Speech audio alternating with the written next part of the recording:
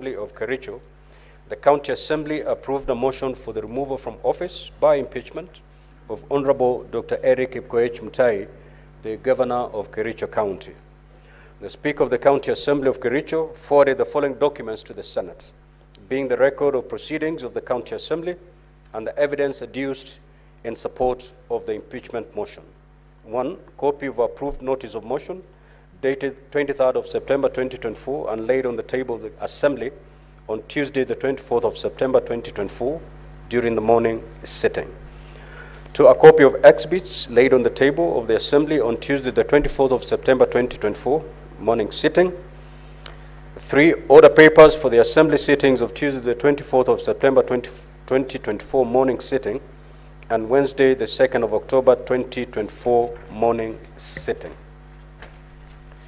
Certified Hansard reports for the Assembly sittings of Tuesday, the 24th of September 2024 morning sitting and Wednesday, the 2nd of October 2024 morning sitting. Copy of letters dated the 24th and the 30th of September 2024, reference numbers KCA/SP/3 volume 1 into brackets 31 and KCA/SP/3 volume 1 into brackets 33 respectively, inviting the Governor of Kericho to respond to the table impeachment motion. Copy of an affidavit of service by Ms. Sharon Chemgetich Mibei, serving His Excellency the Governor of Kericho County with the invitation letter and a copy of laid notice of impeachment motion, together with evidence and another letter for supplementary evidence, a memorandum on behalf of the Speaker of County Assembly of Kericho. Certified copy of a form of verification of signatures for members in support of the motion for removal of the Kericho County Governor by impeachment, dated the 2nd of October 2024, made pursuant to Standing Order 745 of the County Assembly of Kericho. Certified copy of the roll call vote on the motion for the impeachment of His Excellency, Governor of Kericho County, held during the Assembly sitting of Wednesday, the 2nd of October 2024. An affidavit of 16 honorable members who refused to attend or participate in the impeachment proceedings on the 2nd of October 2024 or another date. Documents tabled during the debate of the motion for removal of the Governor of Kericho County by impeachment being the following. 1. Invitation to tender dated the 14th of December 2023. A bundle of appointment of tendering committee tender opening records and tender evaluation report. Kericho County Revenue Administration and Management Act 2019. Kericho County Rating Act 2019. Kericho County Finance Act 2023, a bundle of single business permits and business invoices, ad hoc committee report on Kazi Mtaani project, report of the Auditor General on receiver of revenue statement for the year ended 30th of June 2023, Kericho County revenue streams vis-a-vis performance as of 30th of April 2024, Londiani accident ad hoc committee report on investigations of the Londiani victims fundraiser held on the 4th of July 2023, replying affidavit sworn by Mr. Gideon Mutai in High Court petition number E014 of 2023, judgment of the courts in Kericho ELRC petition number E001 of 2023, Sang versus Governor, Kericho County and others, a bundle of letters from the Governor to Speaker dated the 20th of August 2024 and Speaker's response dated the 3rd of September 2024. A bundle of advertisement of vacancies by Kericho County Public Service Board and a letter from the Governor to the Speaker of Kericho County Assembly dated the 27th of May 2024. An affidavit in support of the motion sworn by Mr. Josiah Kiplagat Kogo on 23rd of September 2024 and the annexures including a bundle of photographs and judgment of the court in Kericho ELC petition number E001 of 2022. An affidavit in support of the motion sworn by Mr. Eric Koech on the 23rd of September 2024 and the annexures thereto including an M-Pesa statement. 2 flash disks each containing video clips in a sealed white A5 size envelope marked KCAV Exhibit 1 to 8. Affidavit in support of the motion sworn by Kericho daughter KD, not her real name. Evidence of public participation being the following: an extract of the Standard Nation newspaper, advertisements for public participation on the notice of motion for removal of Honorable Dr. Eric Mutai, the Governor of Kericho County by impeachment. links to Facebook, memorandum submissions received in response to notice of motion for removal of Honorable Dr. Eric Mutai as Governor of Kericho County, as well as public mobilization by the county executive. Scanned copy of the memorandum in an accompanying flash disk, copy of a letter dated the 25th of September 2024 of reference number KCA/SP/3, volume 1, into brackets 32, informing the governor of the public participation exercise. Register for collection of compact discs by MCA's personnel that had information relating to the notice of motion of impeachment of His Excellency the Governor, Honorable Dr. Eric Mutai, and public participation forms from the respective wards. Soft copy of the Kericho County Standing Orders contained in the accompanying flash disk, statement of His Excellency the Governor, Honorable Dr. Eric Mutai, opposing the impeachment of the Governor by his counsel, Kato Keegan, affidavit by Mr. Gideon Mutai, an affidavit by Mr. Geoffrey Kipkurui Korir, an affidavit by Mr. John Malel, affidavit by George Kipngeno Kirer, affidavit by Ms. Jacqueline C. Langat, affidavit by Ms. Gillian Soy, and an affidavit by Mr. Joseph K. Rotich. Honorable Senators, ladies and gentlemen, pursuant to Section 33B of the County Governments Act and Standing Order 81A of the Senate Standing Orders, at the sitting of the Senate held on Tuesday, the 8th of October 2024, the charges against the Governor of Kericho County as contained in the motion of impeachment by the County Assembly of Kericho were read out to the assembled Senate. Now, Honorable Senators, allow me to remind you of the mandate of the Senate in relation to the proposed removal from office by impeachment of a governor as provided for under Article 181 of the Constitution, as read together with Section 33 of the County Governments Act and Standing Order 8 of the Senate Standing Orders. In particular, Article 181 of the Constitution states as follows: a county governor may be removed from office on any of the following grounds: A, gross violation of the Constitution or any other law, where there are serious reasons of believing that the county governor has committed a crime under national or international law; C, abuse of office or gross misconduct; and D, physical or mental incapacity to perform the functions of office of the county governor. And 2, Parliament shall enact legislation providing for the procedure of removal of a county governor or any of the grounds mentioned in Clause 1. Now, Section 33 of the County Governments Act, Standing Order 8 of the Senate, and Part 1 and the third schedule to the Senate Standing Orders provide for the procedure to be followed in hearing and determination on the proposed removal from office by impeachment of a county governor. Specifically, Section 33(3) and Standing Order 81B of the Senate provide that the Senate may, by resolution, appoint a special committee comprising 11 of its members to investigate the matter or investigate the matter in plenary. Honorable Senators will recall that at a sitting of the Senate held on Tuesday, the 8th of October 2024, the motion for the establishment of a special committee was defeated. This therefore paved the way for the investigation on the proposed removal from office by impeachment of Honorable Dr. Eric Mutai, the Governor of Kericho County, to be held in plenary. Now, Honorable Senators, ladies and gentlemen, by way of status update, pursuant to Rule 4A and 6 of the Rules of Procedure, when considering the proposed removal of a governor in plenary, the Senate invited the governor to appear and be represented before the Senate during this investigation. The Senate further invited the governor, if he so chooses to appear before the Senate, to file an answer to the charges with the office of the Clerk of the Senate by 5 p.m. on Saturday, the 12th of October 2024, setting out the following: the governor's response to the particulars of allegations, B, the mode of appearance before the Senate, whether in person, by advocate, or in person and by advocate. 3, the names and addresses of the persons to be called as witnesses, if any, and witness statements containing a summary of the evidence to be presented by such witnesses before the Senate. And 4, any other evidence to be relied on. Pursuant to Rule 4B and 7 of the Rules of Procedure, when considering the proposed removal of a governor in plenary, the Senate notified the County Assembly of the date for the commencement of the investigation and invited the County Assembly to designate members of the County Assembly who shall appear and be represented before the Senate during the investigation. The County Assembly was further invited, if he so chooses, to appear before the Senate, to file with the Office of the Clerk of the Senate by 5 p.m. on Saturday, the 12th of October 2024, setting out the following documentation. Designating the members of the County Assembly, if any, who shall attend and represent the Assembly in the proceedings before the Senate. 2, indicating the mode of appearance before the Senate, whether in person, by advocate, or in person and by advocate. 3, indicating the names and the addresses of the persons to be called as witnesses, if any, and witness statements containing a summary of the evidence to be presented by such witnesses before the Senate.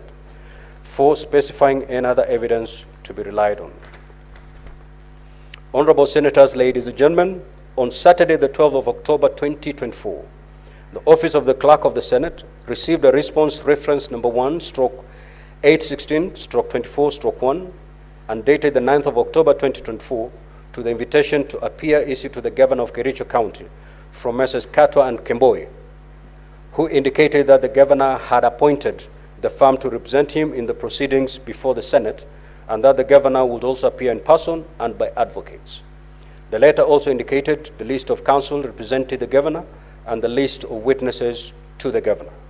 Similarly, on Saturday, the 12th of October 2024, the Office of the Clerk of the Senate received a response reference number HNK/009/007/2024, dated the 12th of October 2024, to the invitation to appear issued to the County Assembly of Kericho from Messrs. H&K Law Advocates, indicating that the firm had been appointed to represent the County Assembly. The letter also indicated the advocates represented the County Assembly and the witnesses for the County Assembly. Pursuant to Rule 8 of the Rules of Procedure, when considering the proposed removal of a governor in plenary, on Saturday, the 12th of October 2024, the Clerk of the Senate furnished each party with the documentation filed by the other party in accordance with Rule 6 and 7 of the Rules of Procedure. Honorable Senators, ladies and gentlemen, the hearing program, which has been appended in today's order paper, details the various activities in the hearing and determination of the matter and the time allocated to each activity. It will be crucial that all parties comply with the time allocated. The parties will be notified of the balance of time on each activity through the clerk at the table. In summary, the program states that today, Monday, the 14th of October 2024, after we have dispensed with the preliminary matters, the charges against the Governor as submitted by the County Assembly shall be read. The Governor will be given an opportunity to take a plea on the charges. This will be followed by an opening statement by the County Assembly and thereafter by the Governor. After the conclusion of the opening statements, the presentation of the case of the County Assembly shall commence. The County Assembly will have a maximum of 3 hours for presentation of the case and re-examination, while the Governor will be allowed 2 hours for cross-examination of the witnesses presented by the County Assembly. After presentation of the case by the County Assembly, the cross-examination by the Governor and re-examination by the County Assembly, honorable senators will be given an opportunity to ask questions or seek clarification from the County Assembly. These activities will proceed until the conclusion of today's sitting. At the sitting scheduled for tomorrow, that is Tuesday, the 15th of October 2024, the Governor will have an opportunity to present his case before the Senate. Similarly, the time allocation will be 3 hours for the Governor's case, including re-examination, and 2 hours for the County Assembly for cross-examination. Honorable Senators will also be given an opportunity to ask questions or seek clarification from the Governor, following which closing statements by the parties will be made for a period not exceeding 1 hour each. The Senate shall thereafter proceed to a debate on a special motion prior to voting on each of the charges. At this stage, a supplementary order paper will be issued to facilitate this debate. The Senate shall thereafter proceed now, in accordance with Section 33(7) of the County Governments Act and Standing Order 86 of the Senate Standing Orders, the voting shall be by county delegations. The Governor shall cease to hold office if a majority of all county delegations vote to uphold any impeachment charge. However, if the vote in the Senate failed to result in the removal of the governor, pursuant to Standing Order 87 of the Senate, the Speaker of the Senate shall notify the Speaker of the County Assembly of Kericho accordingly. Now, honorable senators, ladies and gentlemen, I now invite counsel for the County Assembly of Kericho to introduce the legal team of the County Assembly and the members of the County Assembly of Kericho representing the County Assembly by stating the full name and designation of each person.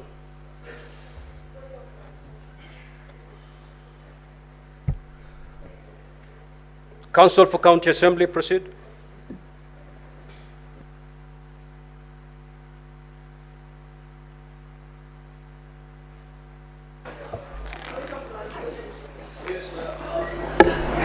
Before the council introduces his team, Senator Fatuma. Mr. Speaker, on Wednesday, you gave a position that you are going to give a decision on Isiolo matter, which is now. So I'm kindly requesting, and I'm sure Isiolo people are also waiting for your decision on this matter. This is a very serious, weighty matter, Mr. Speaker, and it's good if the House gives direction, because as we are speaking, Mr. Speaker, Isiolo people are suffering. We are not getting service delivery at all. People who are in hospital, even those who are on oxygen, they are sent home. There is no service delivery at all. Mr. Speaker, kindly give us direction on this. I thank you. Very well, Senator Dulo. I will give my communication in the course of the day. Proceed, counsel for the County Assembly. Very good morning, Mr. Speaker, sir, honorable senators. For the Kericho County Assembly, the representation is as follows. Myself, Mutai Bosek, Mr. Charles Njenga, advocate, Sharon Mibei, advocate, Elias Mutuma, advocate, Kiplangat Hillary, advocate, Winnie Beth, advocate, Langat Geoffrey, advocate, Kipkorir Elvis, advocate. Then we have also our legal assistant, Brian Lee Maingi, and Ian Kiplangat. We also have our technician, that is Mr. Kipkuri Jaffet. Mr. Speaker, sir, honorable senators, we have as our witnesses for the Kericho County Assembly, Honorable Kiprotich Rogony, member for Sigawet Ward, Honorable Albert Kipkoech, member for Soliat Ward. We also have affidavit from Mr. Josiah Kogo, and we have an affidavit, and also we'll be asking or lining up Mr. Eric Koech to testify before the Senate. And lastly, we have a lady whom we have given a pseudonym because of the sensitivity of the evidence she'll be adducing. And for now, we are calling her Kericho daughter. After introduction by our colleagues on the other side, Mr. Speaker, sir, honorable senators, we'll request that we make some application. Thank you, Mr. Speaker, sir, honorable senators. Counsel for Governor, you may now introduce the legal team representing the Governor. Good morning, Mr. Speaker, sir, and honorable senators.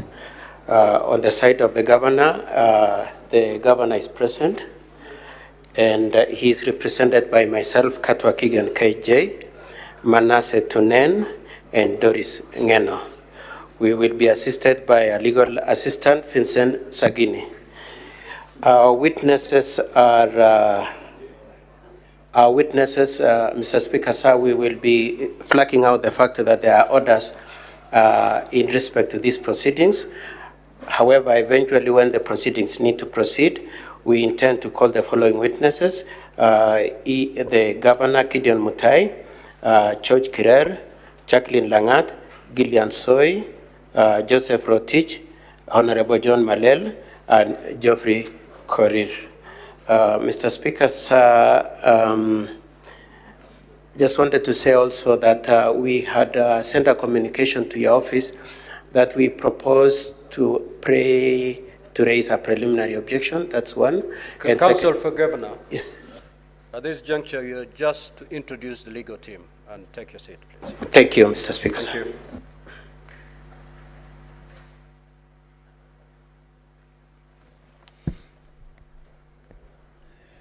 Honorable Senators, ladies and gentlemen, on behalf of the Senate, I welcome the County Assembly team, the Governor's team, members of the public, and the media to the Senate and to these proceedings.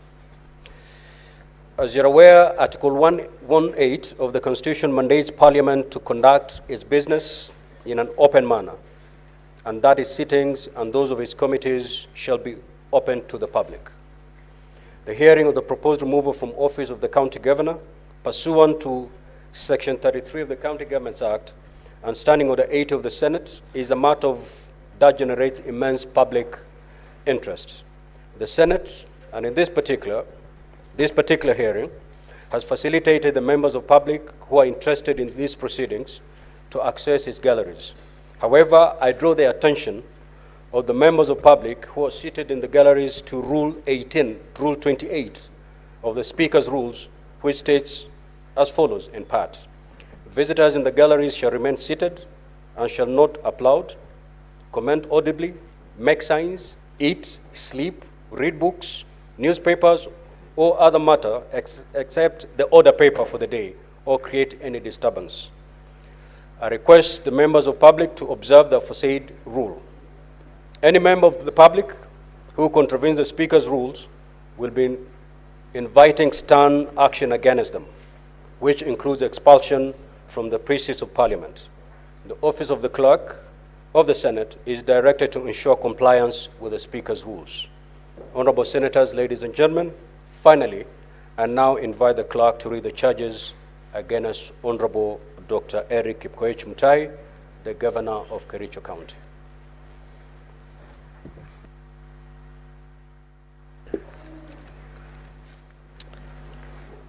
Proposed removal from office by impeachment of Honorable Dr. Eric Kipkoech Mutai, the Governor of Kericho County.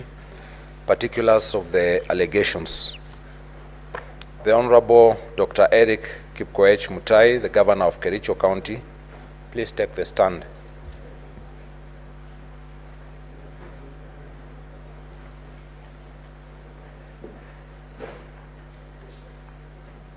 The Honorable Dr. Eric Kipkoech Mutai, the Governor of Kericho County, the grounds for your proposed removal from office by impeachment, as received by the Senate from the County Assembly of Kericho, are as follows. Ground 1, gross violation of the Constitution and other laws, gross violation of the Constitution of the Republic of Kenya 2010, the County Governments Act 2012, the Public Procurement and Asset Disposals Act, the Public Finance Management Act 2012, and the Kericho County laws.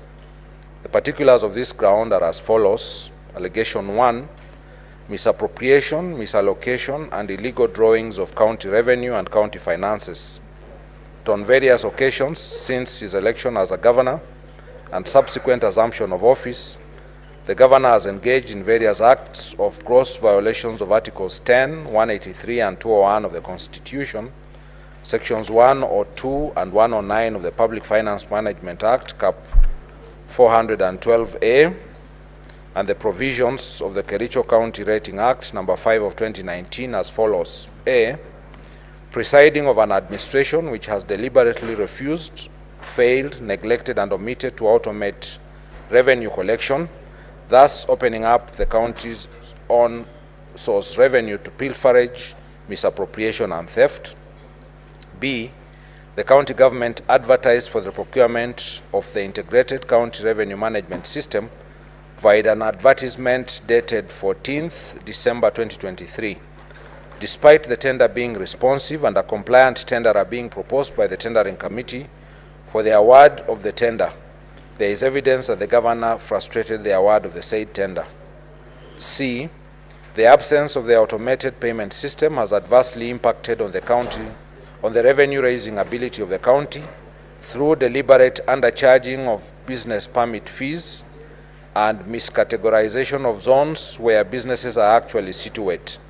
For instance, single business permits are issued to the business owners at zones B and C, which attract less charges when the actual business is situated as Zone A to avoid payment of the actual charges.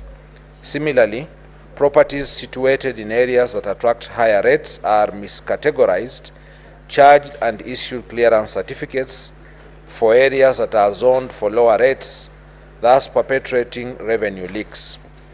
D, the governor presides over an administration that has totally disregarded the valuation roll prepared and passed by the County Assembly in 2019 pursuant to the Valuation and Rating Act, Cap 266. Thus, the county continues to collect property rates under the old valuation roll, occasioning the county substantial revenue losses.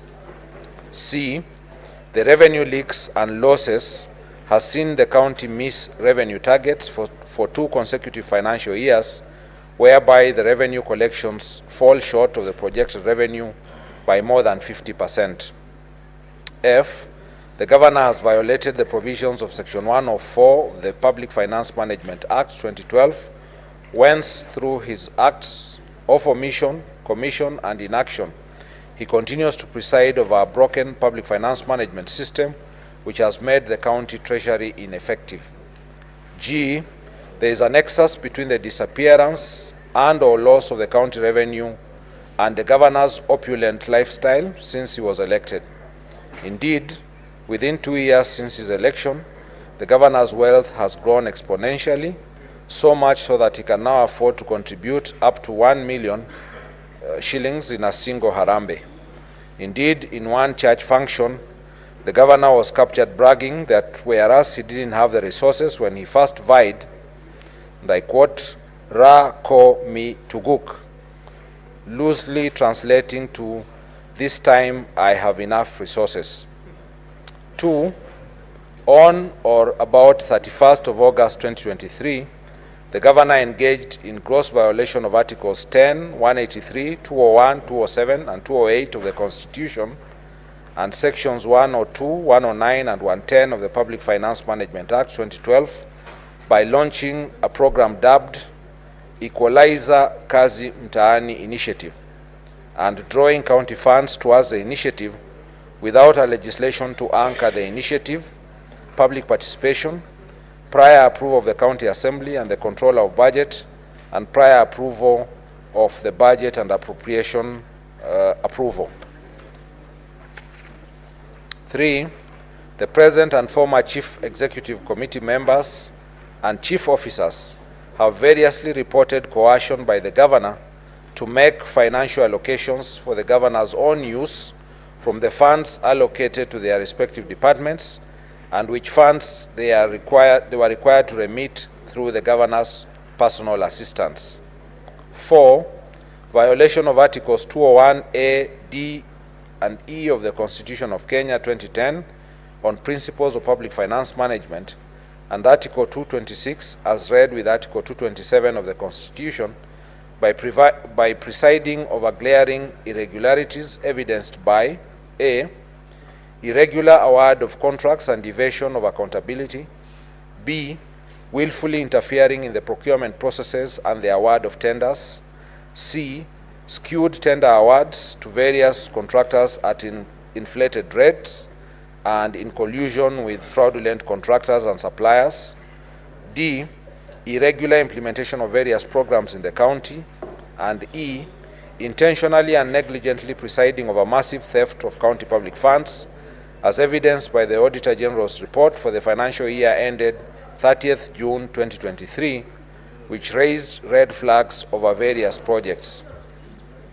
5, on 15th August 2023, the governor compensated the victims of Londiani accident from the county emergency funds to cover up for the funds raised by the public and misappropriated by a committee he had formed to steer the funds drive, and without a cogent explanation of how the funds publicly raised for the victims had been expended. Allegation number 2, misappropriating and or abetting misappropriation of publicly raised funds. That on various occasions, on various dates between 4th July 2023 and 9th July 2023, the governor grossly violated the provisions of Articles 10, 73, and 75 of the Constitution and Sections 29 and 34 of the Leadership and Integrity Act 2012 by A. Overseeing misappropriation of the funds raised for the victims of the horrendous Londiani Junction accident tragedy, in which over Kenya shillings 9 million of publicly raised funds were lost. B. Reneging on his undertakings to implement the report of the County Assembly's ad hoc committee formed to probe the misappropriation of funds meant for the victims of the accident. There is evidence that the governor filed a suit and or supported a suit by those implicated in the report of the County Assembly's ad hoc committee in Kericho ELRC petition number E006 of 2023, Dr. Wesley Bor and 5 others versus the Governor, Kericho County Government and others, and Kericho ELRC petition number E014 of 2023, Victor Tum and others versus the Governor, Kericho County and others. C.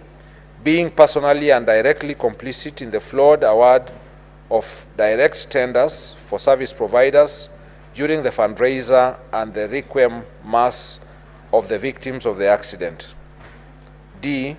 The county governor has, in this regard, committed numerous and various acts in the course of his duties that are contrary to and in violation of the Constitution and the laws of Kenya.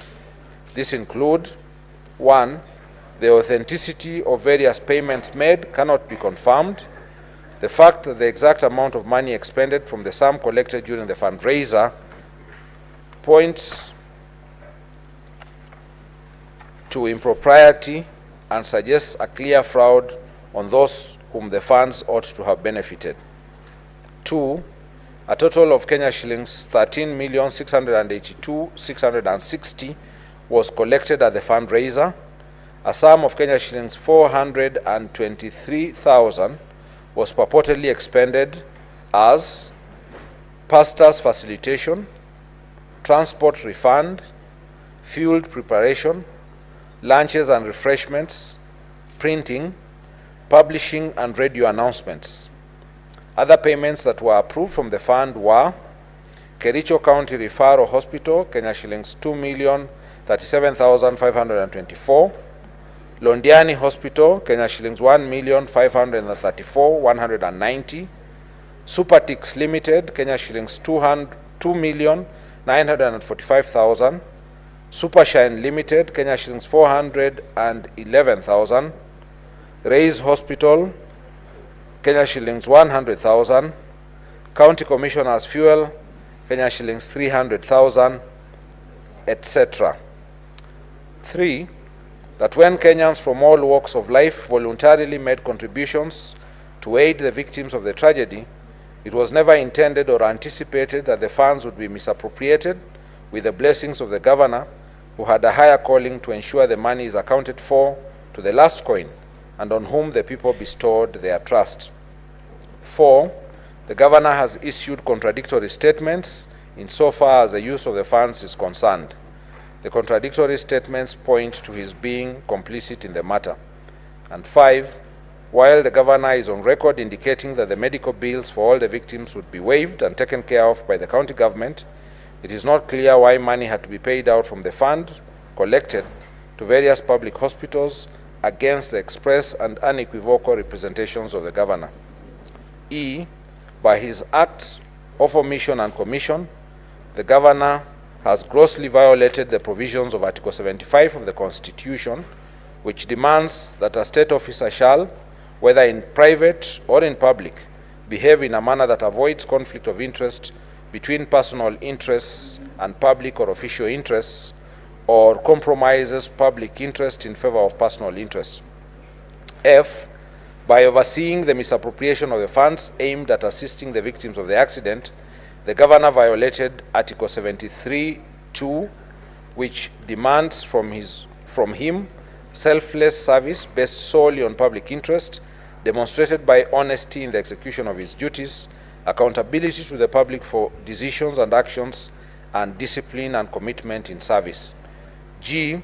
by allowing himself to be a master of doublespeak in such a grave matter that shook the conscience of the nation, the governor violated Article 73, 1A, Roman 2 and 3 of the Constitution, which demand that he at all times demonstrates respect to the people and brings honor and dignity to the office he holds. H, by allowing himself and senior officials close to him to benefit from the funds, the governor violated Article 76, 2B of the Constitution, which prohibits a state officer from accepting a benefit in circumstances that compromise the integrity of the state officer. And I, by failing to ensure that decision-making in the executive office of the county governor are not influenced by corruption, nepotism, and other callous and improper motives, the governor has failed to exercise objectivity and impartiality, thus violating Article 73, 2B of the Constitution of Kenya 2010. The Honorable Dr. Eric Kipkoech Mutai, how do you plead to ground 1, guilty or not guilty? Not guilty. Ground 2, abuse of office. The particulars of this ground are as follows. Allegation 1, illegal appointments, unlawful dismissals and transfers, and usurpation of the constitutional and statutory functions of county public service. That the governor has variously engaged in 1, gross misconduct, and 2, gross violations of Articles 10, 73, 75, 232, 235, and 236 of the Constitution. 3, gross violation of Section 17 of the Public Officer Ethics Act, Sections 55, 59, 59A, 60, 62, 63, 64, and 65 of the County Governments Act, Section 4 of the Public Appointments County Assemblies Approval Act 2017, and variously abused his office by A, illegally appointing 1 Mrs. Alice Bett, now a judge of the High Court, as the county attorney when there was a substantive office holder, an act which the Employment and Labor Relations Court, the Honorable Lady Justice Wasilwa, affirmed was irregular, unprocedural, and unlawful in the case of Sang versus Governor Kericho County and 2 others, petition number E001 of 2023. In that case, the governor was found by the court to be in gross violation of Article 73 and 232 of the Constitution, his actions found to be illegal and unconstitutional, and ordered to pay Kenya shillings 2 million and costs personally. The governor has therefore been already adjudged to be in gross violation of the law, and all the Assembly and the Senate are called upon to do is to remove him by impeachment. B, causing the advertisement of the positions of doctors, nurses, early childhood education teachers, just to endear himself politically when he knew the county government did not have the capacity to hire. The applicants were subsequently not shortlisted, nor the alleged vacancies filled up. C, illegally deploying health staff via notice dated 22nd of July 2024 without any justification, authority, and involvement of the County Service Board, thus creating a crisis in the health sector. And D, illegally appointing Mr. George Kipngeno Kirer as the Chief Officer for Finance and forwarding his name to the County Assembly for vetting and approval when there was a substantive office holder in the name of Ms. Jacqueline C. Langat, and the vacancy had not arisen.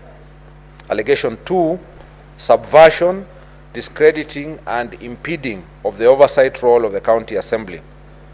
On 3rd September 2024, the governor engaged in gross misconduct and grossly violated the provisions of Articles 10, 73, 75, 174, and 185(3) of the Constitution, and abused his office by writing to the Speaker, purporting to direct the Speaker on, inter alia, the timelines the Speaker should give the chief officers who are summoned by the Assembly for questioning in exercise of the Assembly's oversight mandate. The Honorable Dr. Eric Kipkoech Mutai, how do you plead to ground 2, guilty or not guilty? Not guilty. Ground 3, gross misconduct. Particulars of this ground are as follows: allegation, bullying, incitement, vilification, and indecent sexual conduct. On various occasions, the governor has repeatedly engaged in 1, gross misconduct, and 2, gross violation of the provisions of Article 10, 73, and 75 of the Constitution, and Sections 29 and 34 of the Leadership and Integrity Act by A, publicly vilifying the residents of Kericho County with divergent views. A case in point is a Mr. Marwa from Londiani, who, while attending an event in Londiani on 4th March 2024, the governor publicly disparaged, demeaned, and undermined, and even threatened to use the services of the police officer assigned to him to manhandle him. Similarly, on 24th of August 2023, the governor, while commissioning a renal unit and a bulk liquid oxygen plant at Kapkatet Sub-County Hospital, the governor openly vilified, slighted, and berated the Honorable Amos Birir, MCA Kapkatet Ward, who had not attended the event, describing him as mentally blind and stupid. B. Further, on 15th of August 2023, while addressing the press to counter the findings of the ad hoc committee of the County Assembly on Londiani accident, the governor spitefully referred to the members of the said ad hoc committee as the funeral committee. C.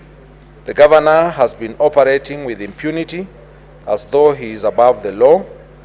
On the second day of his being sworn into the office, the governor led a mob to invade a private land owned by one Mr. Josiah Kiplangat Kogo within Kericho town and tore down the fence. The governor has since designated the subject land as an illegal dump site operated by the county government without the consent of the registered proprietor. National Environment Management Authority, NEMA approval, gazettement by the county designating the parcel as a dump site, and in total disregard of a court order issued by the Environment and Land Court in the case of Kericho in ELC petition number E001 of 2022, Josiah Kiplangat Kogo versus County Government of Kericho. The governor has also obstructed the enforcement of the orders by the police administration. The actions are illegal, contemptuous to the authority and dignity of the court and the rule of law, unethical and demeaning the office of the governor holds. Further, as a result of the illegal actions of the governor, the county was condemned to pay the costs. D. There are numerous complaints of governors' indecent and unnatural sexual behavior by female partners who accuse the governor of, for instance, forcing them to unconsented anal sex, dangerous and unprotected sex, etc. The governor has persistently intimidated, molested, harassed county officers who do not sing to his tune, leaving officers jittery and creating an atmosphere of fear, uncertainty, and despondency in the county, and thus creating a toxic work environment. This violates the provisions of Sections 11 and 13 of the Leadership and Integrity Act 2012. F. The governor has persistently used divisive and unbecoming language which undermines the office he holds, contrary to Section 8 of the Leadership and Integrity Act 2012. G. The governor has violated Article 75(1) of the Constitution by drawing hefty allowances and a salary while failing to diligently report to work, to the huge detriment of the discharge of his mandate as a governor and the performance of his functions. H. The acts of the governor enumerated above have collectively brought dishonor and disrepute into the office of the governor in violation of Chapter 6 of the Constitution and the Leadership and Integrity Act 2012. The Honorable Dr. Eric Kipkoech Mutai How do you plead to ground 3? Guilty or not guilty? I plead not guilty.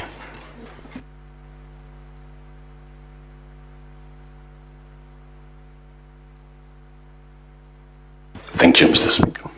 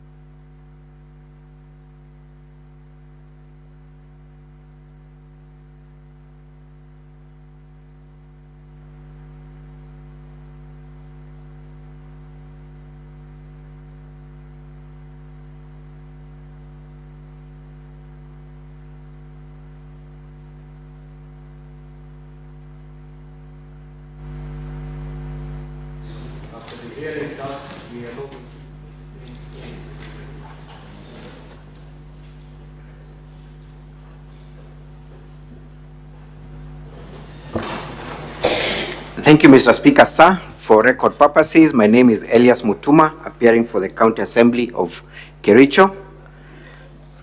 I have two applications to make on preliminary basis.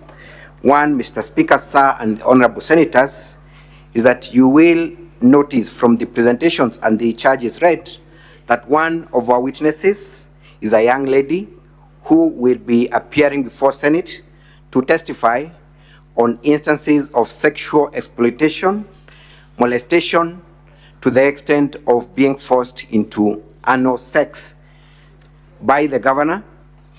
To protect the integrity of the witness, Mr. Speaker, sir, we have made an application to have this witness protected so that she is not exposed to the world. We have written a letter to the Speaker where we have disclosed her true identity, even attached a copy of her ID.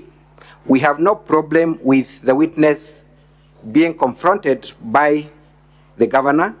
So we are requesting the Honorable House to allow that witness to testify in an environment where the world is not watching or where the world is not able to identify who she is. To that extent, we can allow counsel and the governor to meet the witness prior to the testing so that to providing her testimony so that they are able to know who the witness is. That application, Mr. Speaker, sir, is made pursuant to Rule 28 of third schedule. The second application, Mr. Speaker, sir, is that on Saturday at around 6:45, we were served with a response from the governor, and we noted that they have raised two preliminary issues. One on whether this motion met the threshold, that is, being supported by 2/3 of the composition of the County Assembly of Kericho, and secondly, of a purported order that barred the proceedings from taking place. We have taken the liberty to prepare an affidavit on just those two issues. We have filed that application. We have served the same to my learned friend, Mr. Katwa, and we have also taken time to prepare enough copies for all the senators. We humbly seek that that affidavit, dated 13th of October 2024, be deemed as properly on record. That is all, Mr. Speaker, sir. I thank you.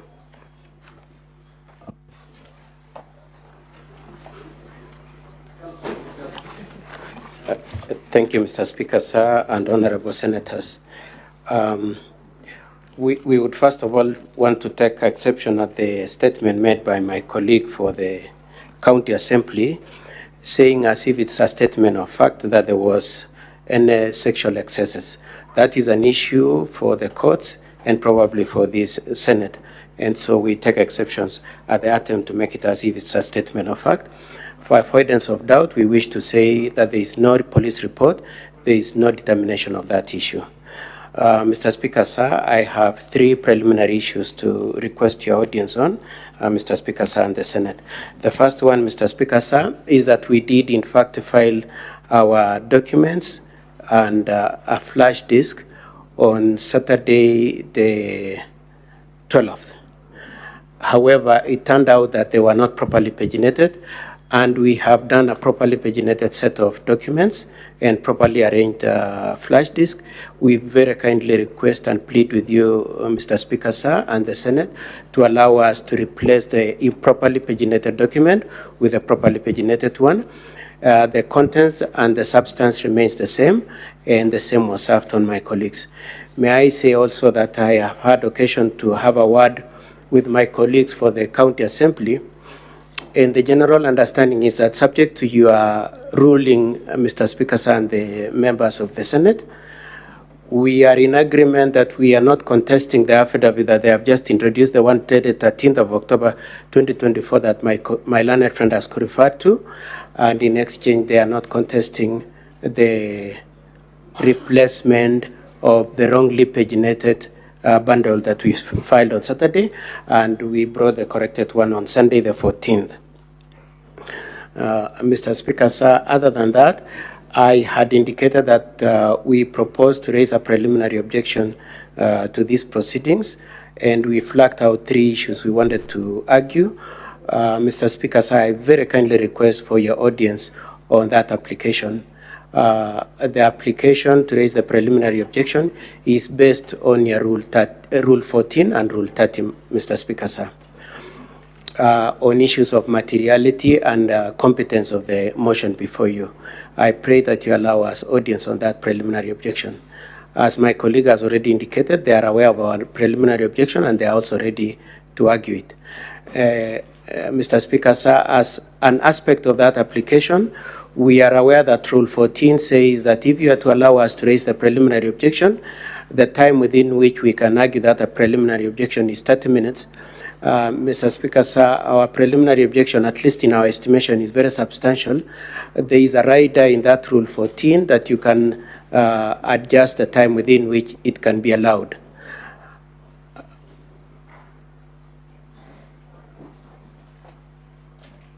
Mr. Speaker, sir, with that in mind, we would very much plead that you allow us 1 hour to raise the preliminary objection as opposed to the 30 minutes. And if you must, Mr. Speaker, sir, we would pray that you don't, but if you must, we are prepared to forfeit part of the time subsequently allotted to us for purposes of cross-examination of the witnesses for the County Assembly and for presenting our evidence the 3 hours thereafter. Mr. Speaker, sir, I rest my case there. Counsel for yes, Mr. Speaker, sir. Just exhaust the 30 minutes first. And if at the end of the 30 minutes you still need time, you will make that application. Don't make it at this juncture. You will now proceed to raise your preliminary objection. Right away, Mr. Speaker, sir. Yes, thank you very much, Mr. Speaker, sir.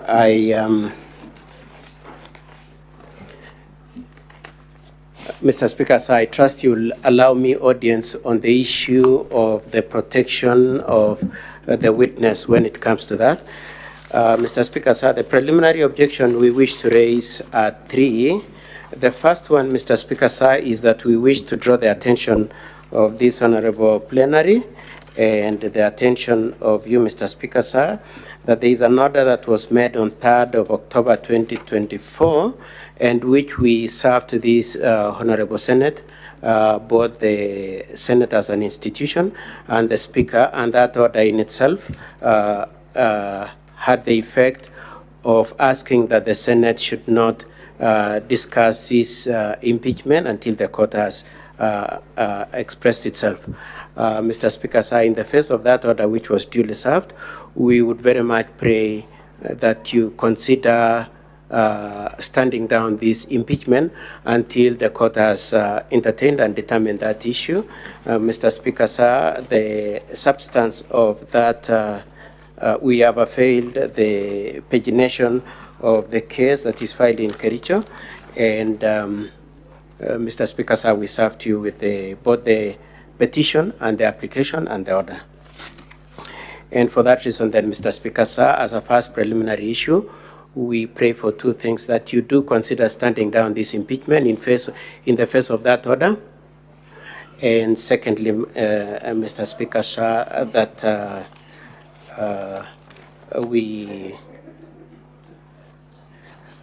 Mr. Speaker, sir, the second preliminary objection that I wish to raise is that it is our argument that this impeachment is not... Counsel. Yes, Mr. Speaker, sir. Or whatever you're saying is contained in your bundle. Yes, Mr. Speaker, If you can help the senators by referring to the bundle and the pages. Yes, Mr. Speaker. So that you can flow with them.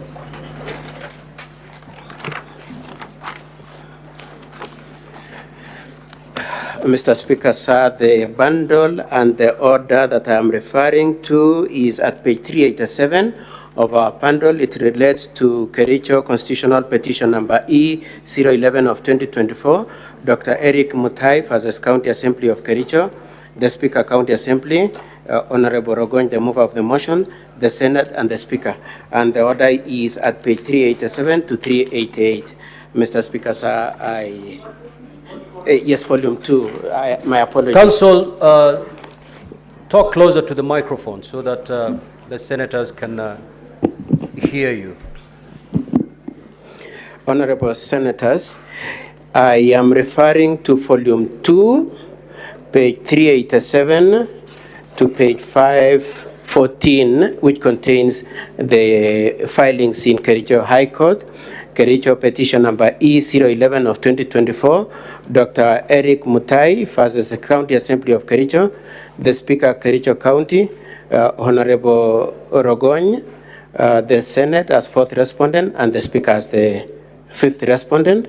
And the order is at page 387 to 388, and it states at paragraph 5, that pending inter partes hearing of the motion dated 2nd of October, an order is issued to restrain the Senate and the Speaker from receiving or acting or presenting to the plenary of the Senate or allowing for debate the Senate, allowing for debate at the Senate. Now, honorable senators, can the counsel be heard in silence, please? Senator Allen, take your seat. If you want to consult, we have the lounge. It's empty as we speak. You may want to make use of it. Thank you, Mr. Speaker, sir. I will read again the order. The order, which is material to this session, says that pending inter partes hearing of the motion dated 2nd of October, an order is hereby issued to restrain the Senate and the Speaker from receiving or acting or presenting to the plenary of the Senate or allowing for debate at the Senate as a plenary or at any other Senate committee or discussing or making any decision or resolution in regard to the impeachment of the petitioner in regard to the impeachment of the petitioner, the governor, Kericho County, on 2nd of October 2024.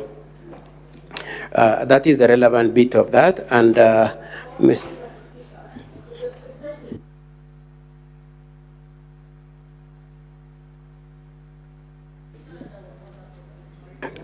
Mr. Speaker, sir. Yes, Counsel for Governor. Yes, may I explain? Mr. Yes. Speaker, sir, honorable senators, at the start of my presentation, I indicated that there is a first bundle that improperly paginated. There is a second bundle which definitely has that corrected pagination. I apologize for that.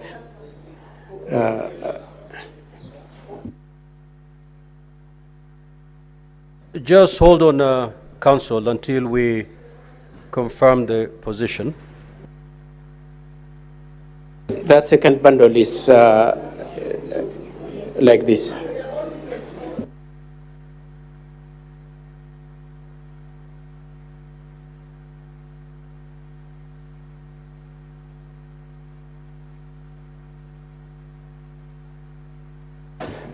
Mr. Speaker, sir, can I use the first volume? It has the same order. Probably it's easier to track it in volume 1, page 23.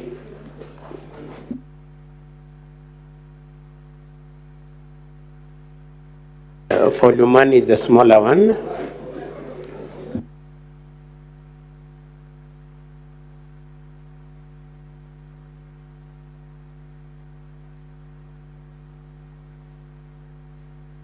Yes, volume 1, page 23, please. So, Counsel for Governor, so that the senators can follow your arguments, indicate the bundle and the page. Then you proceed. Thank you, Mr. Speaker, sir. If we all have volume 1, the same order exists in volume 1 at page 23. And then the rest of the pleadings in respect to that motion is in volume 2, as I indicated, page, the corrected bundle, page 387 to page 514. Mr. Speaker, sir, I would like to move on to the second preliminary objection. The second preliminary objection. A minute, yes, I'm Counsel sorry, Mr. Speaker, sir. Yes, Senator Roba.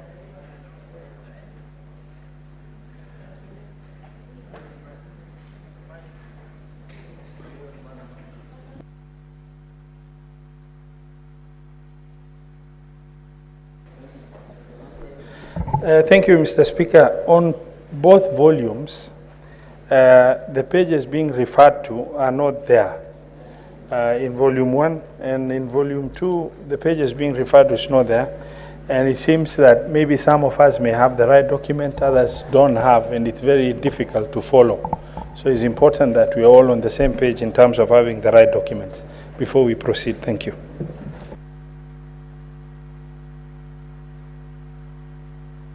Senator Sifuna.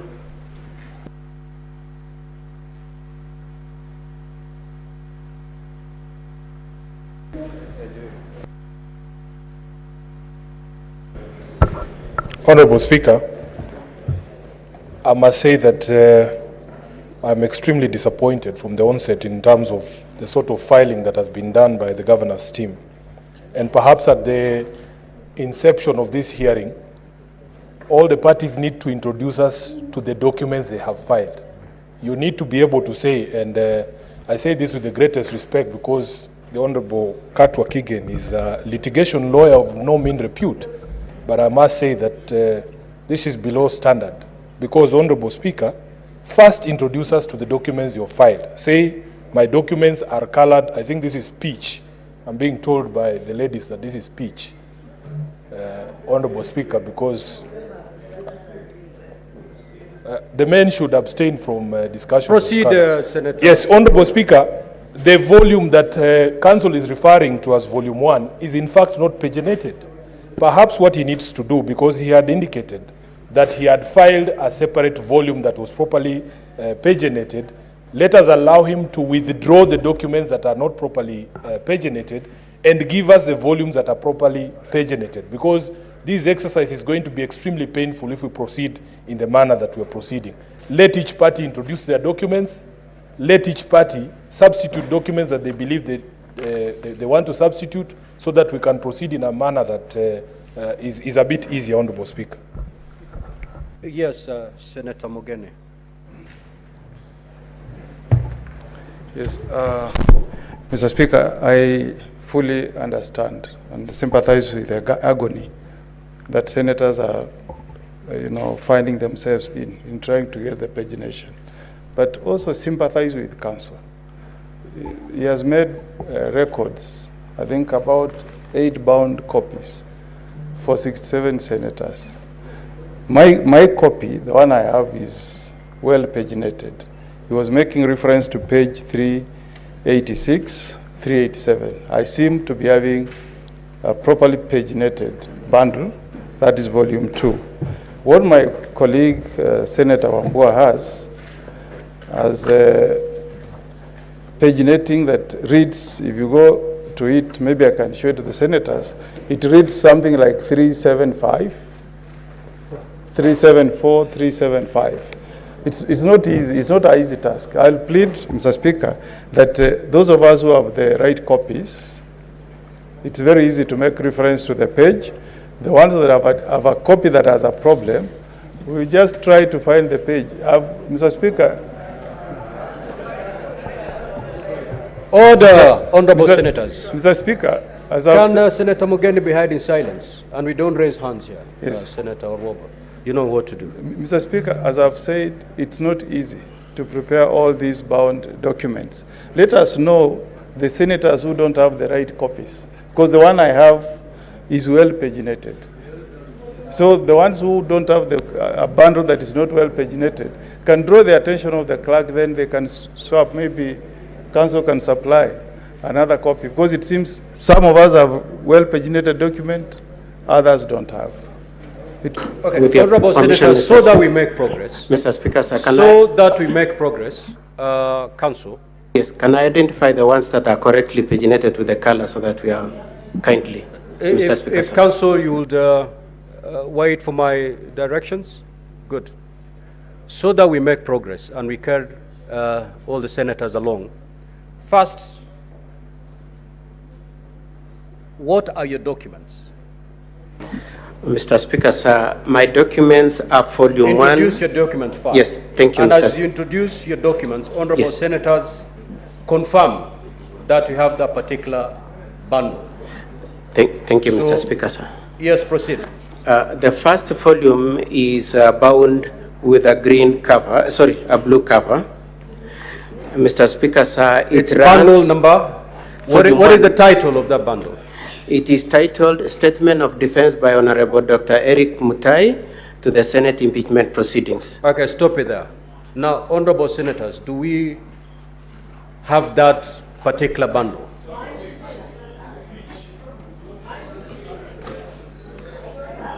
So, Council, some have the same bundle, but it's in a different color. Mr. Speaker, sir, as I explained, I had initially filed one which did not have proper pagination. So the one in the one with the blue, one that is not blue is Yes. not the correct bundle. Yes, so, yes, Mr. Speaker. So should we withdraw that? Yes, please, Mr. Speaker, sir. Okay, honorable senators, withdraw the bundle. Volume 1 other than blue.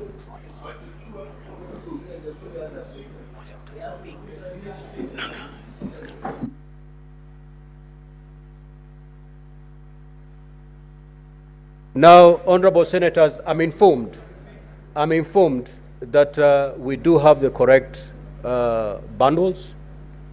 They can now be brought in by the Secretariat. So, clerk, can you arrange for the immediate distribution of those documents? You're going to be given a whole set of documents. So just withdraw what you have.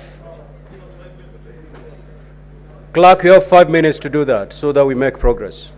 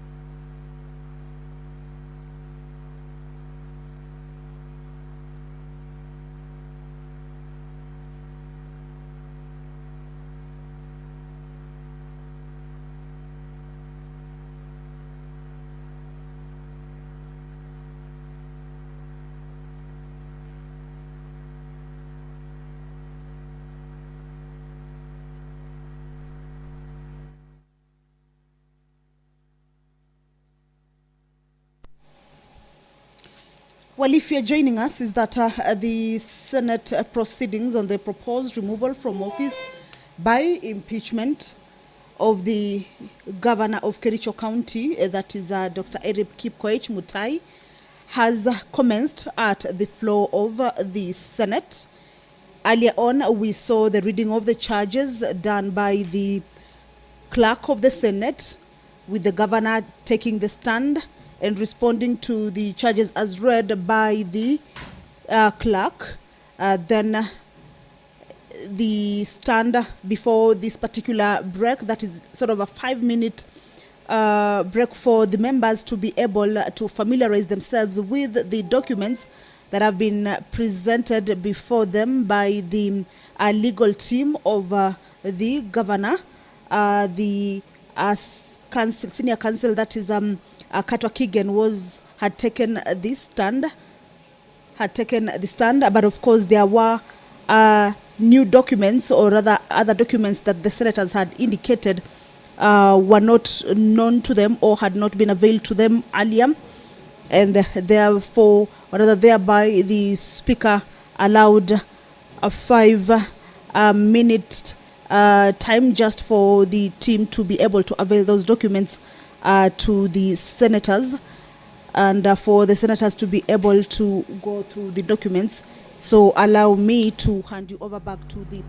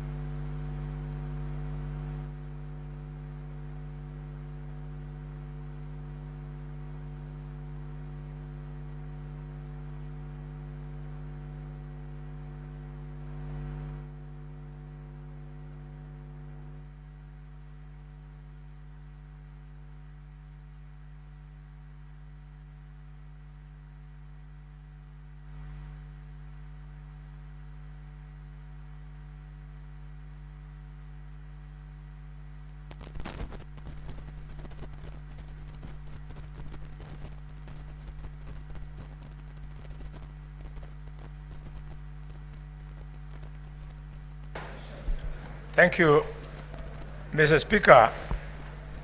I'm just rising to request for a bit of guidance and probably clarity. Mr. Speaker, this is a time-bound process.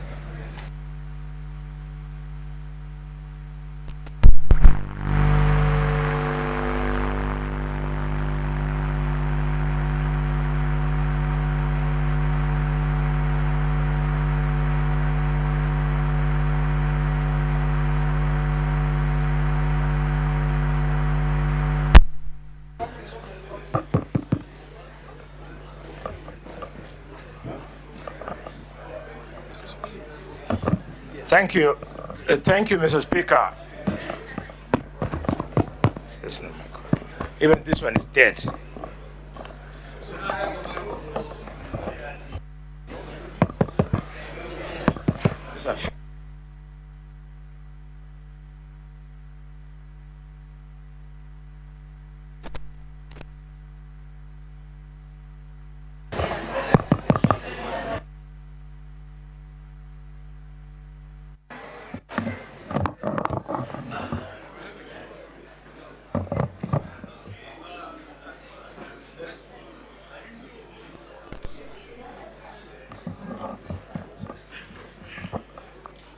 Honorable members, allow time for the system to be fixed so that we can proceed. Just a few minutes.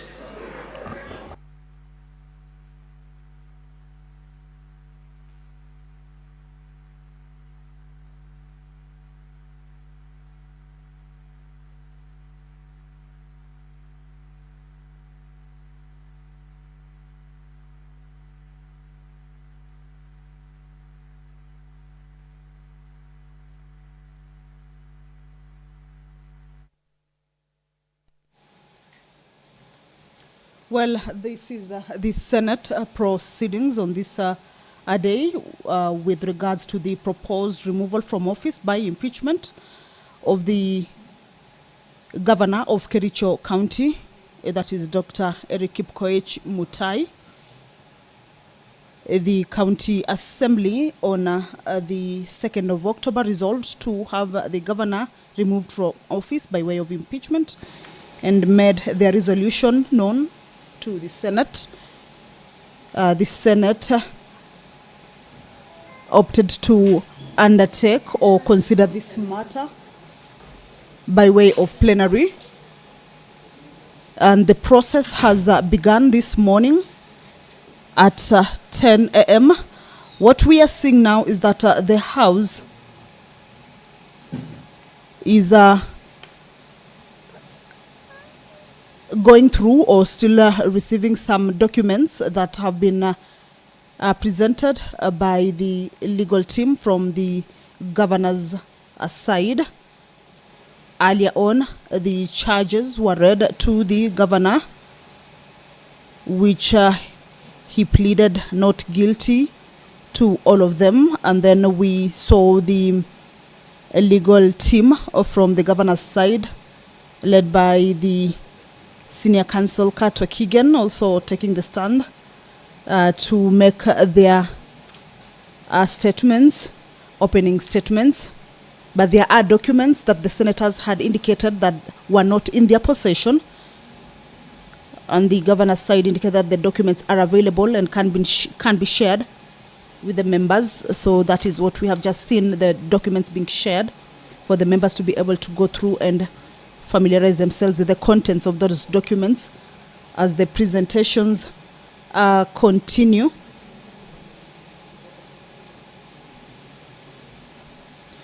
Remember, both parties are inside the chambers. That is the party of the side of the governor with his legal team, as well as the side of the county assembly of Kericho County, of course, with its legal team as well.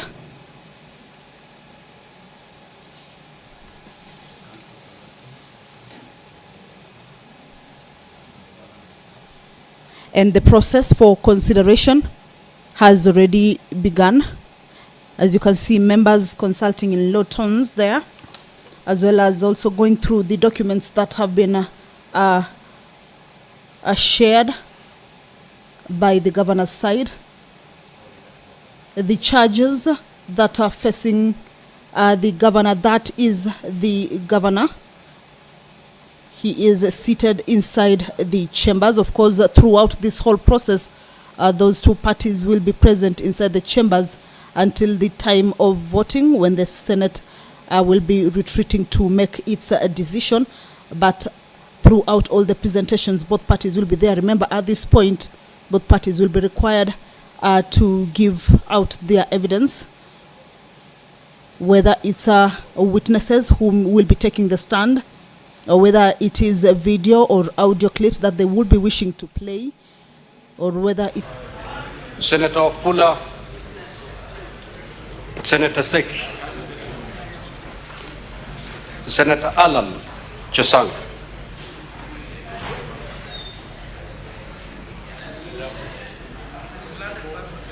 Now, as we are struggling to restore the system, we are going to use the two microphones, microphones that are placed on the dispatch. So any senator willing to say anything will have to walk to the dispatch and proceed to say whatever they want to state, so that we save on time. We cannot wait until the system is back. Now, I want to believe that all honorable senators have been given the correct bundles. Is that the position, honorable senators? Yes. We do have the correct bundles. Now, as you may have noticed, we have lost considerable amount of time. As Senator Boni has correctly stated, this is a time-bound process. According to our standing orders, we are supposed to give only half an hour to preliminary objections. We have gone beyond that. So I seek your indulgence, honorable senators, so that we move with speed. I will allow the counsel for the governor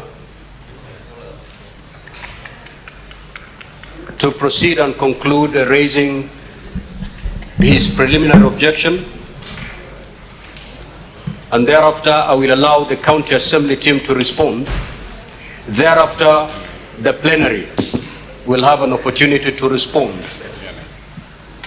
or make any intervention or rather debate the preliminary objections as raised by both sides.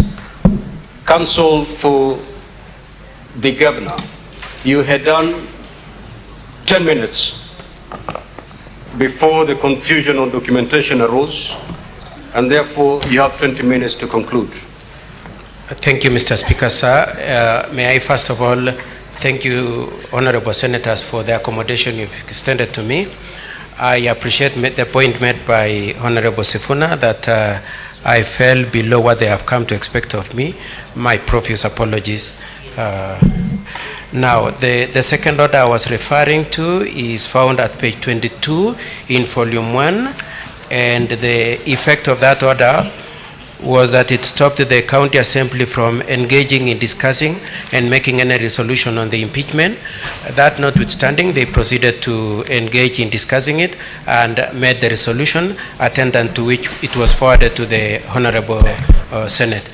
It is our position that having acted in violation of the court order, the impeachment motion before you within the meaning of the rule of law should not have been forwarded.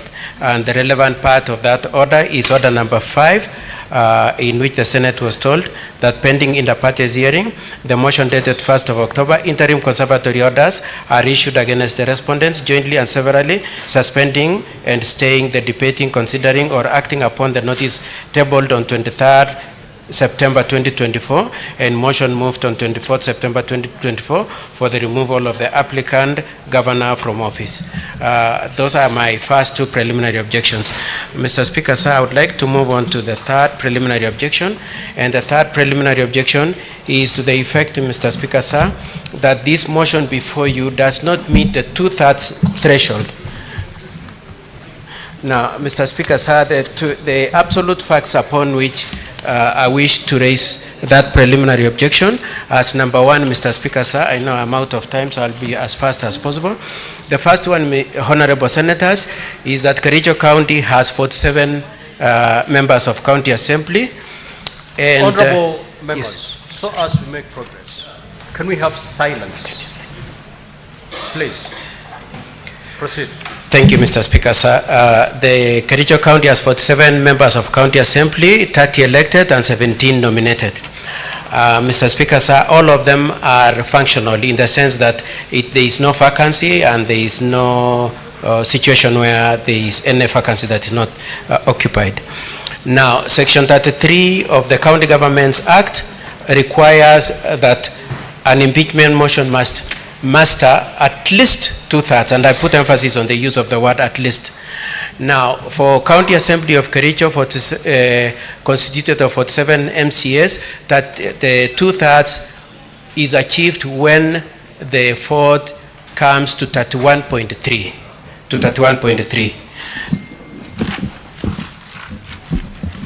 Thank you. I'm being asked to change the microphones. Now, in the case before you, Mr. Speaker, sir, and honorable senators, the impeachment was passed with a vote of 31 votes. And it is our argument that 31 is not the same as 31.3. If you combine the use of the word at least in Section 33 of the County Governments Act with the threshold being 31.3, when you scale down to 31 as opposed to 31.3, then you have immediately fallen short of the requirement of the statute requiring at least 2/3. Now, 16 of the county assembly members, as per the Hansard which you have been availed, Mr. Speaker, sir, and that Hansard is in volume 1, page 82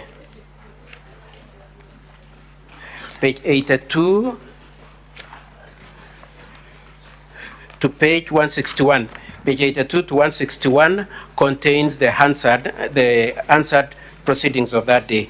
And the significant pages would be page 160 to 161, at which the Speaker of the County Assembly then wrestled with the question whether 31 amounts to 2/3. He then goes on to say at page 160 that my position is fathomed by the fact that we have customarily and by practice since the inception of devolution taken 1/3 of the members of this assembly, that is Kericho Assembly, to be 16, meaning the balance of the members being 2/3 is equivalent to 31. Mr. Speaker, sir, and honorable senators, I will show that on that, the Speaker of the County Assembly was very specifically wrong and misrepresented the facts. Now, Mr. Speaker, sir, having said then that it is only 31 out of 47 who voted. Senator Manzo and Senator Kajuang, let's hear the council in silence so that we make progress. Please. With that in place, Mr. Speaker, sir, it is my argument that if the honorable senators were to abstract the argument for one moment, the provisions of Section 33 of the County Governments Act, if they were to abstract and imagine that you draw a line at the point at which 2/3 falls, you would be drawing a line at the point at which you are achieving 31.3. Now, if you come to 31.2 or 31.1 or 31, you have fallen short of the provisions of Section 33 saying it must be at least. It is our argument that this motion could only have succeeded if it had 31.3 and above.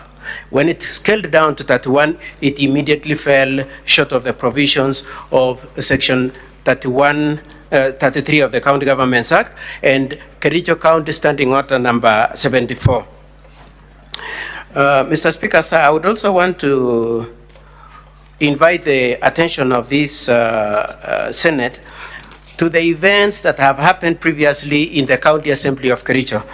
On the 20th of September 2022, as can be seen in volume 1, at page 34 to page 39, at 34 to page 45, an impeachment motion was taken out against the previous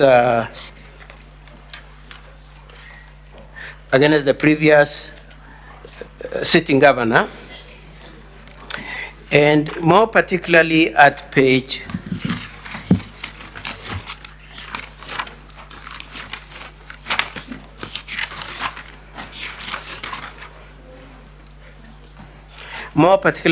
34,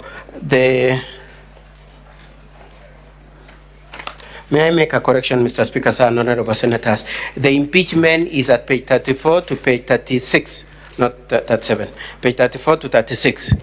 It will be noted that those impeachment proceedings of the honorable previous governor that took place on the 14th May 2024, you will see 14th May 2014, 10 years ago.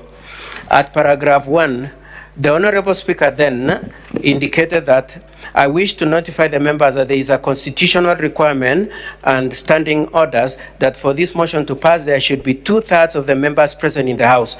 So the clerk, before the motion is moved, kindly confirm that we have 32 members. It is clear 10 years ago that the Kericho County Assembly was very clear in its mind that any impeachment or the threshold of 2/3 requires 32 out of 47. I would like to cite another example that happened 2 years ago, and that is at page 37.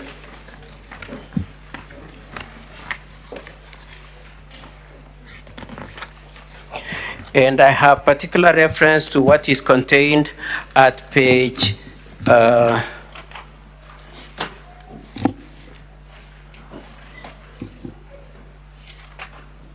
at page 42 of that bundle. At that page 42, Mr. Speaker, sir, and honorable senators, this was the election of a speaker, but not just any speaker, but this specific speaker, Mr. Speaker, sir.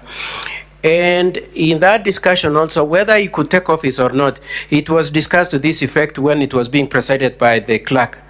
The clerk said, "Thank you very much, honorable members. Before we proceed to count the votes, I have very important message to communicate. Please note that the person shall not be elected as a Speaker of the County Assembly unless supported by 2/3 of the members of the County Assembly. 2/3 of 47, we need 32 votes or more. And that if we don't get that, then we'll have to repeat the elections." Mr. Speaker, sir, I would like also to play the audio upon which this specific speaker who presided over these proceedings was elected, and which reflects that 32 votes. I request your IT department to play video number 2.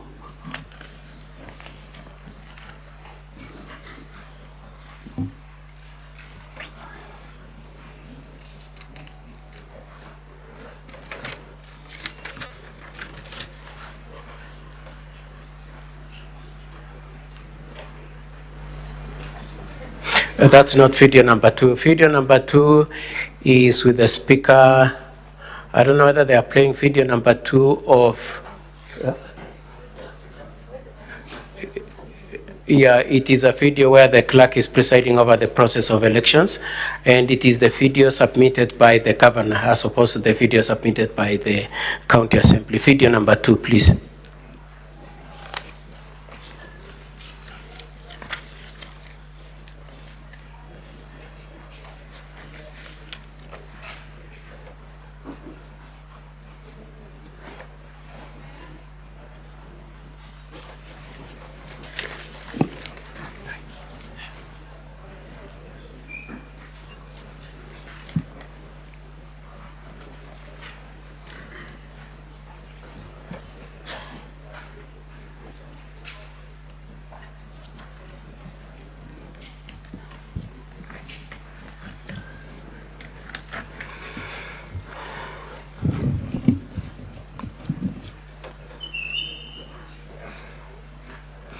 Mr. Speaker, sir, can I proceed and then we come back to the video when it's found so that we save on time?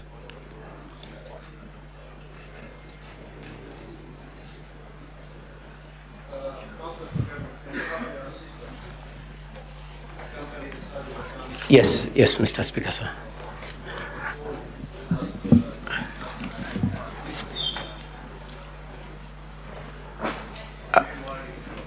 I'm sorry, Mr. Speaker, sir, I didn't hear you.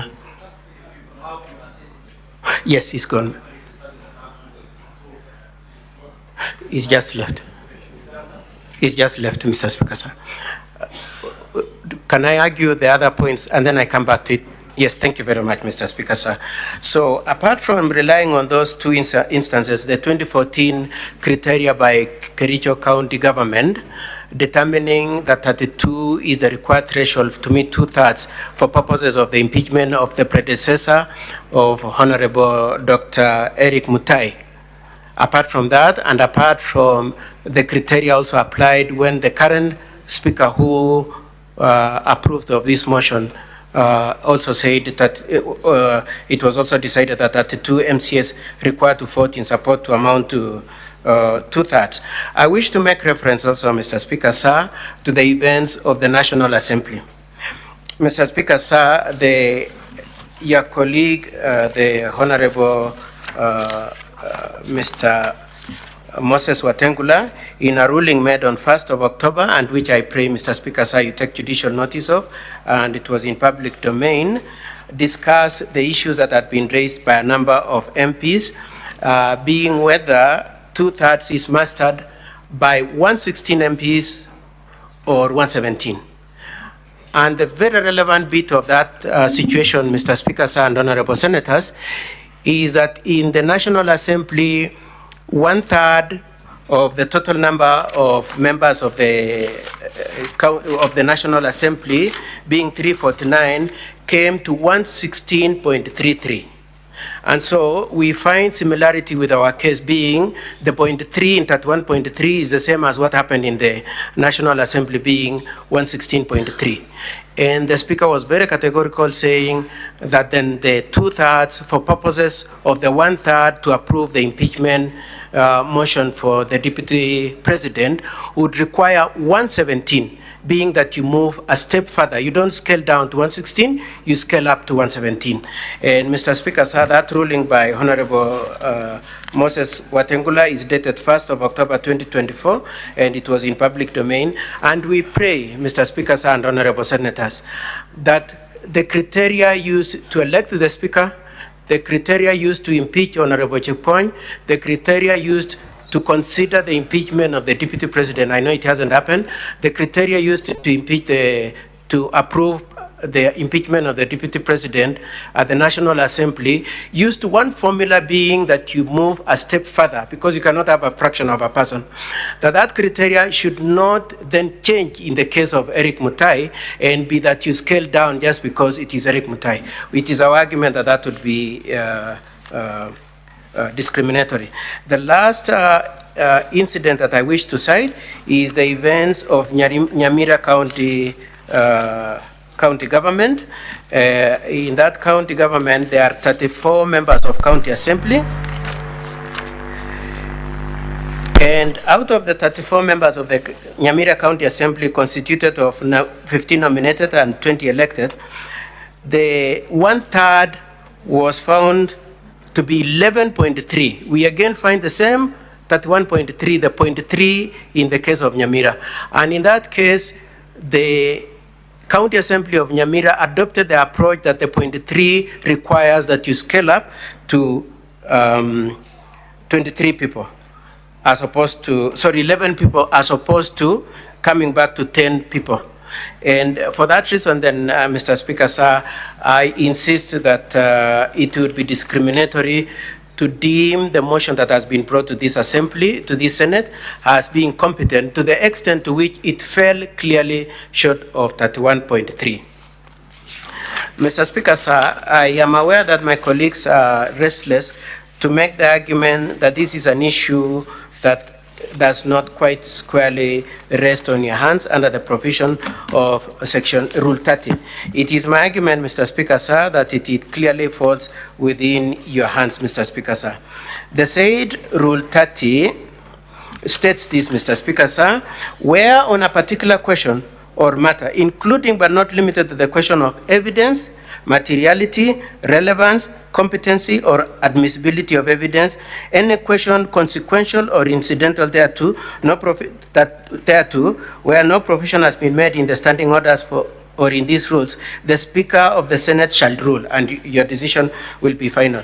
Mr. Speaker, sir, it is my argument that this is an issue that falls squarely in your hands. It is my argument, Mr. Speaker, sir, that when this Rule 14 and 30 was being enacted, they must have contemplated a situation like this, where you need to make a decision on a matter that, as to the competence of this impeachment motion before the senators, on this question of that is consequential as to whether we should go on or not, and all the related aspects of the competence of this impeachment motion. Mr. Speaker, sir, it is my argument that the Senate, in a certain sense, is on trial.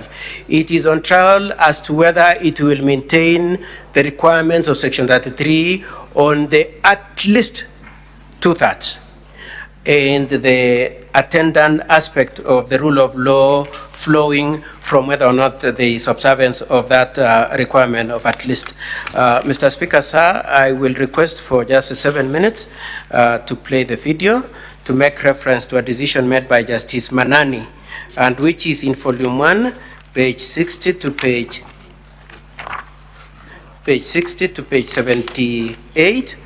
And in that case, Mr. Speaker, sir, the learned judge said that where the committee requiring a certain threshold, in that case it was 1/3, where they sat over a proceeding that fell short of the 1/3, that is at paragraph 90 onwards, then that page, I said it is page 60 to page 87, and in more particular, paragraph 90, which is at page 71. At page 71.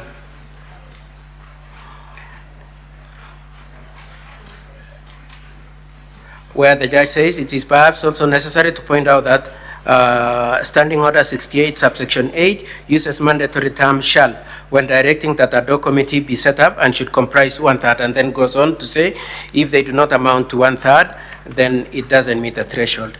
And Mr. Speaker, sir, it is a very significant point that the learned speaker, or rather the Speaker of the County Assembly of Kericho, used that decision, and you will find his reasoning at page 160 to 161 with reference to that case of Michael Ngaduda versus County Assembly of Tana River, and he goes on to say that you round off.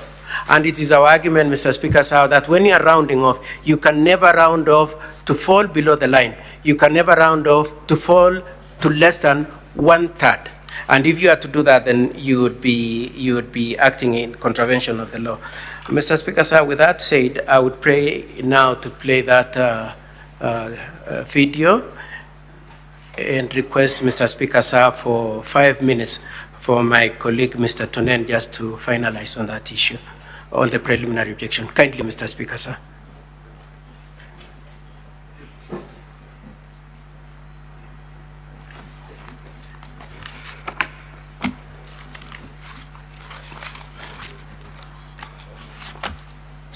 For my colleague, Mr. Tonen, just to finalize on that issue, on the preliminary objection. Kindly, Mr. Speaker, sir. Before we proceed to count the votes, I have a very important message to communicate. Honorable members, please note that a person shall not be elected as Speaker of the County Assembly unless supported by votes of 2/3 of all the members of the County Assembly. 2/3 for us, 47. We need to have 32 votes plus, 32 plus. Now, the candidate who in that ballot receives the highest number of votes and the candidate who in the ballot receives the next highest, in case we don't get the 32, those are the only candidates that we shall go to round 2. Now, when we go to round 2, if they tie, we shall go to round 3.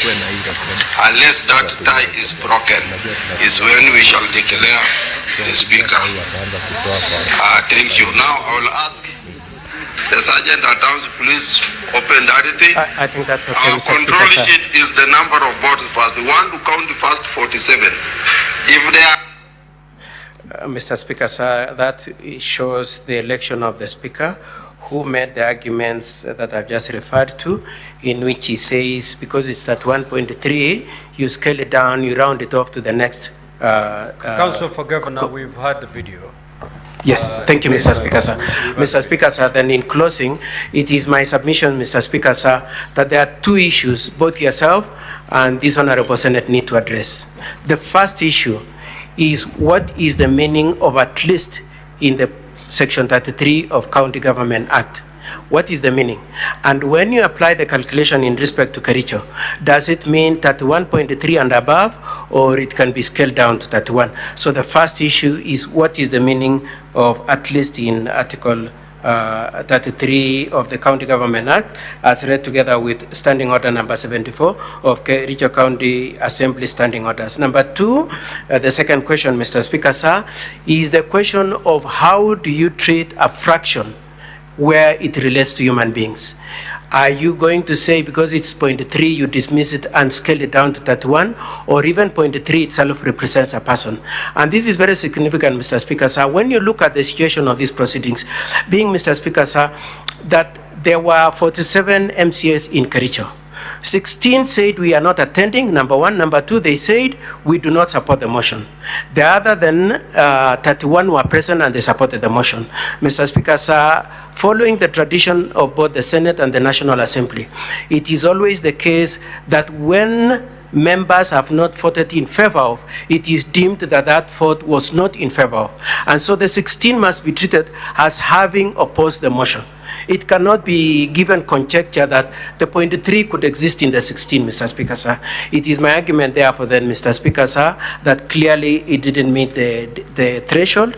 And, Mr. Speaker, sir, I wish to say that considering the precedent from your colleague from the National Assembly, we pray that for purposes of consistency, Mr. Speaker, sir, unless you have a very strong reason to disagree with him, you adopt the reasoning he has applied for consistency and clarity of law.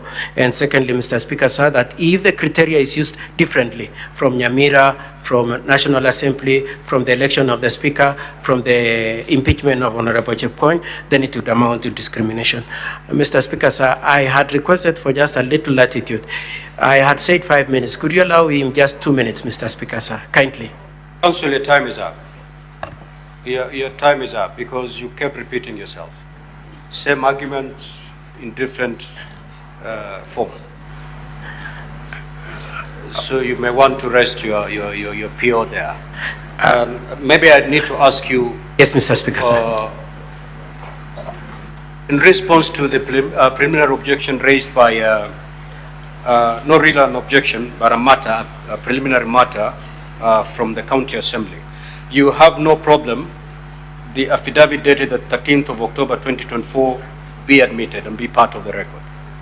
I confirm, Mr. Speaker, sir, that I have no objection, and we have discussed both of us, and subject to the Senate and you, Mr. Speaker, sir, we were agreed that they accept our replacement documents properly paginated, and we will have no objection to the the application for, as far as the witness is concerned? We strongly object, Mr. Speaker, sir. But as I said, we have this restraint of the order, and we want to be very measured, not to seem to be violating the order that we already have in our favor.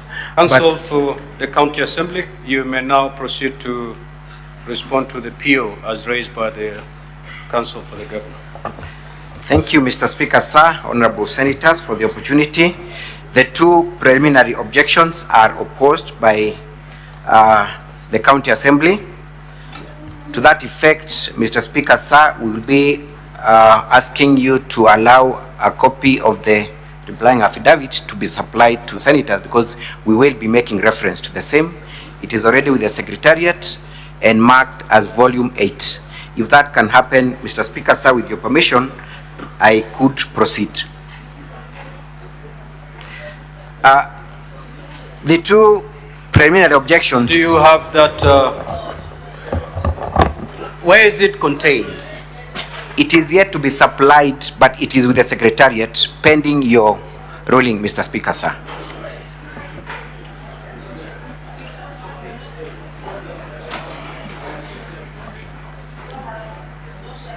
So we can have that done.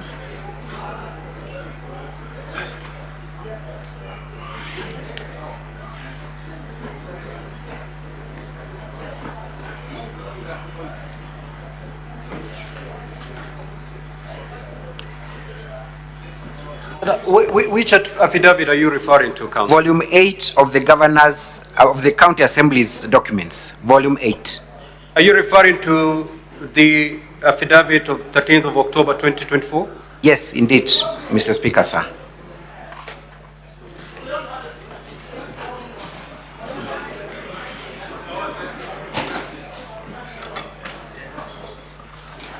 Is it contained in any of the volumes, or it's a standalone? It's a standalone volume titled Volume 8. So can the Volume 8 be made Volume available 8. to honorable senators? Yes. It's a standalone volume, Volume 8. I can confirm it is with the Secretariat, Mr. Speaker, sir. Just, but I could proceed because I will not be making reference. You may proceed. Thank you. Mr.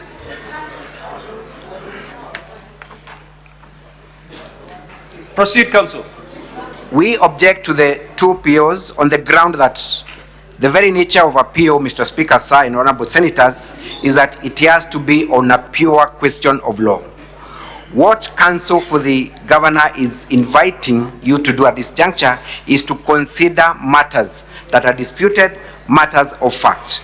It is settled law that if an issue is contested, if an issue is in dispute, that can only be determined by way of evidence. When you look at the issue of existence or non-existence of the court orders, the county assembly has strongly opposed that line of argument and has brought evidence to show that there were not court orders. In fact, the county assembly is arguing that those court orders are either forged or a manipulation of the judiciary system. That evidence can only be tested if we bring a witness before you to be able to clarify on that issue.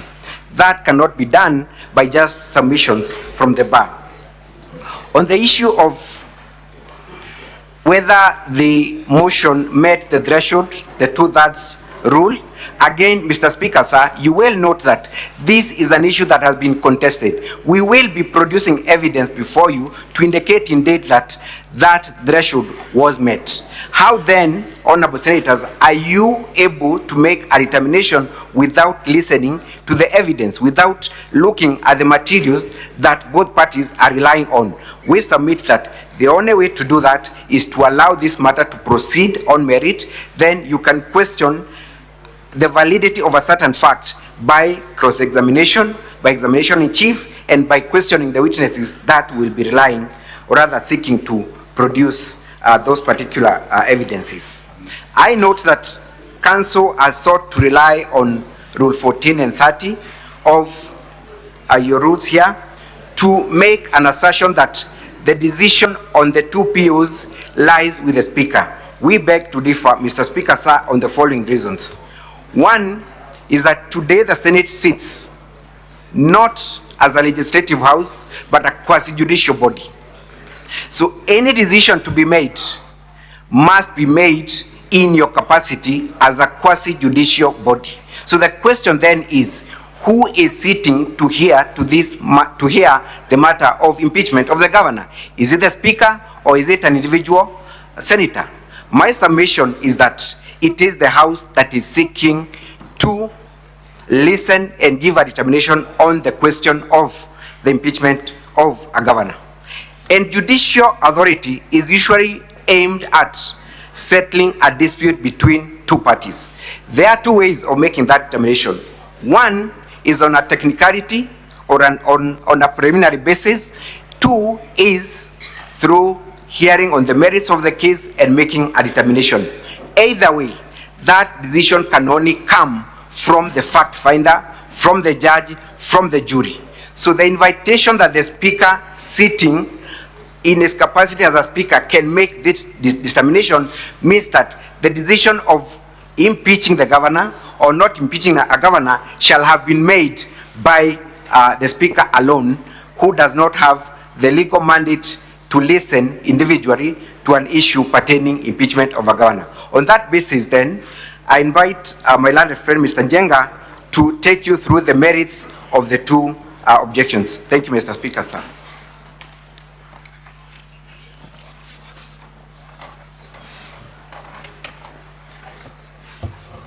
Mr. Speaker, honorable members, I'll go straight to the objections because of time. In addition to the argument made by my learned friend, I invite the Honorable House, August House, to consider the import and purport of Rule 2 of the third schedule of the standing orders, which grants express jurisdiction to the Senate on two things: A, to investigate the matter, and two, to make determination on the particulars of the allegations. It is our submission that the power to make the determination, even on issues of law, remains always with the Senate, and it cannot be derogated by the application or by the interpretation of Rule 30. Rule 30 is clear. It's only on admission, competence, and any other issue regarding evidence, but not the competence of the entire motion. I proceed to respond on the question of the court orders that have been referred to by counsel. In making this response, I refer entirely to volume 8, that is the reply in affidavit of the County Assembly. I'll urge 3 quick points on that because of time, so that I can allow my colleague to refer to the last limb of the PO. First, we refer you to paragraph 8 to 13 of that reply in affidavit that speaks to the validity of the orders. The County Assembly position is that those orders are invalid. Those orders cannot be validated in the manner that is provided for by the judiciary. They cannot be validated from the judiciary CTS portal. Once you interrogate them against the practice directions of the High Court and all courts that we have already supplied a copy of, then you'll find that there is no means to verify as a house whether those orders indeed issued from the court. And that you'll find the particulars at paragraph 13. Interestingly, and we have next a copy of the said orders, you will see as a next in our affidavit, you'll see, for example, the first order that purportedly issued on the 2nd of October when the motion was being debated before the House. The parties to that order were the County Assembly and the Speaker of the County Assembly. But it appears that the orders mutated a day after without any reference to the procedure allowed and known to all of us as provided for under Rule 18 of the Mutunga Rules as to how you can amend a petition and amend a motion before the House. So they mutated on the 3rd of October to thereafter bring the Senate and the Speaker of the Senate as parties to the order. How did they mutate? How was Senate and the Speaker brought to the same matter within a day without its participation? You will see that we have referred to the screenshots that made the County Assembly aware of these orders. These orders, the County Assembly has taken the position that it was not served with those orders, and that is paragraph 9 of the reply in affidavit. That's an issue of fact that shall require strict proof. We have not been led to any affidavit of service by counsel as to indicate whether those orders were served. It is straight law that an order that has not been served is inoperative for all intents and purposes, including these proceedings. The orders appear to have been, and I'm referring to page 8 of this volume. If you look at the time stamp on top, they appear to have been circulated as early as 11:50 a.m. But when you go to the CTS portal of the judiciary, the application that yielded these orders was filed at 12:10. So we have a situation, honorable members, where an order issued before even the application was filed. That is for the Senate to consider, and we have escalated that matter as an issue of investigation before the JSC, Judicial Service Commission. We have annexed a letter, a very comprehensive letter, that I do not wish to reiterate its contents on before this House. Secondly, as I finish, without prejudice to those arguments, we have argued, and I want to make reference to paragraph 19 of the reply in affidavit. We have argued on the import of these orders. Are they applicable to the Senate to the intent of stopping the Senate from hearing these particular impeachment proceedings?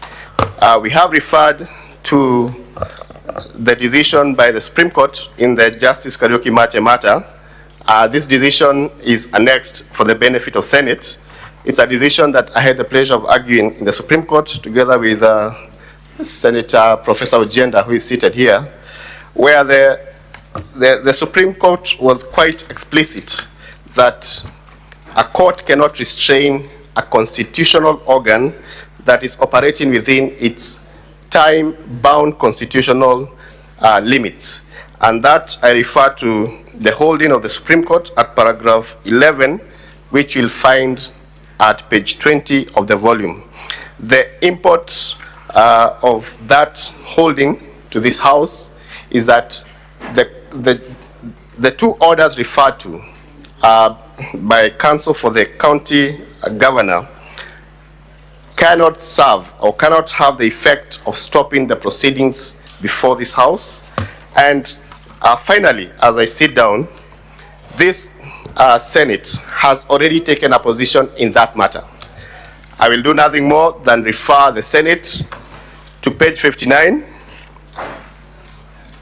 Page 59, this will be the last document I refer to because of time. Yes, I'm actually yielding the floor to my colleague. Page 59 is a position taken by the Senate in these proceedings, in this matter. And the Senate has said, by way of a preliminary objection, that we are not bound by that order. It has told the High Court in no uncertain terms that we are not bound by that order to the extent that it does not comply with the settled jurisprudence by the Supreme Court, which has been followed with approval by the Court of Appeal in the Mwangaza case and in many other cases, including decisions of the Senate, specifically in the Sonko matter and also in the Wambora 2 matter, which decisions are within the House. I yield the floor to my colleague to urge the issue of the threshold, the number threshold. Thank you.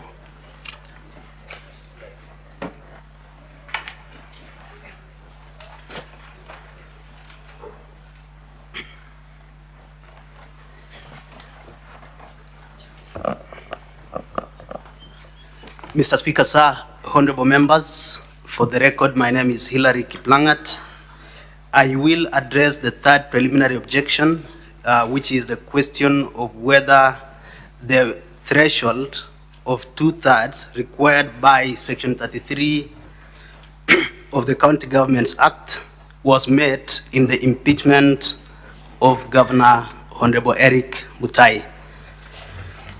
Mr. Speaker, sir, honorable members, Section 33 of the County Governments Act indeed requires the County Assembly to satisfy a threshold of 2/3 of its members to pass a motion for the impeachment of the governor.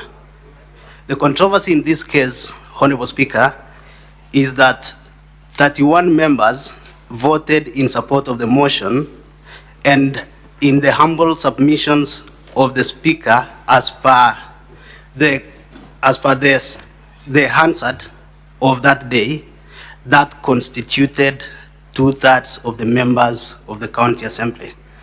Mr. Speaker, sir, in his ruling, the Speaker of the County Assembly, in page 131 of volume 1 of our documents, allowed himself to be guided by a decision of the High Court, and that is the case of Michael Justin Ngaduda versus the County Assembly of Tana River and 4 others. KELRC 1605, in which a judge of the High Court by the name Justice Manani had held that when it comes to matters rounding off, one rounds off to the nearest whole number. So, Mr. Speaker, sir, when it came to that determination, the Speaker of the County Assembly was guided by a constitutional position which had been determined by the High Court in that particular case which I have cited. Mr. Speaker, sir, that position that is volume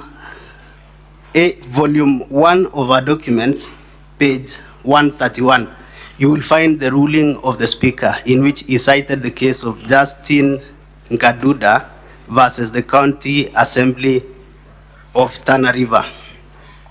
Mr. Speaker, sir, the decision of Justice Manani is an application of elementary mathematical rule of rounding off, in which numbers are ordinarily rounded off to the nearest whole number.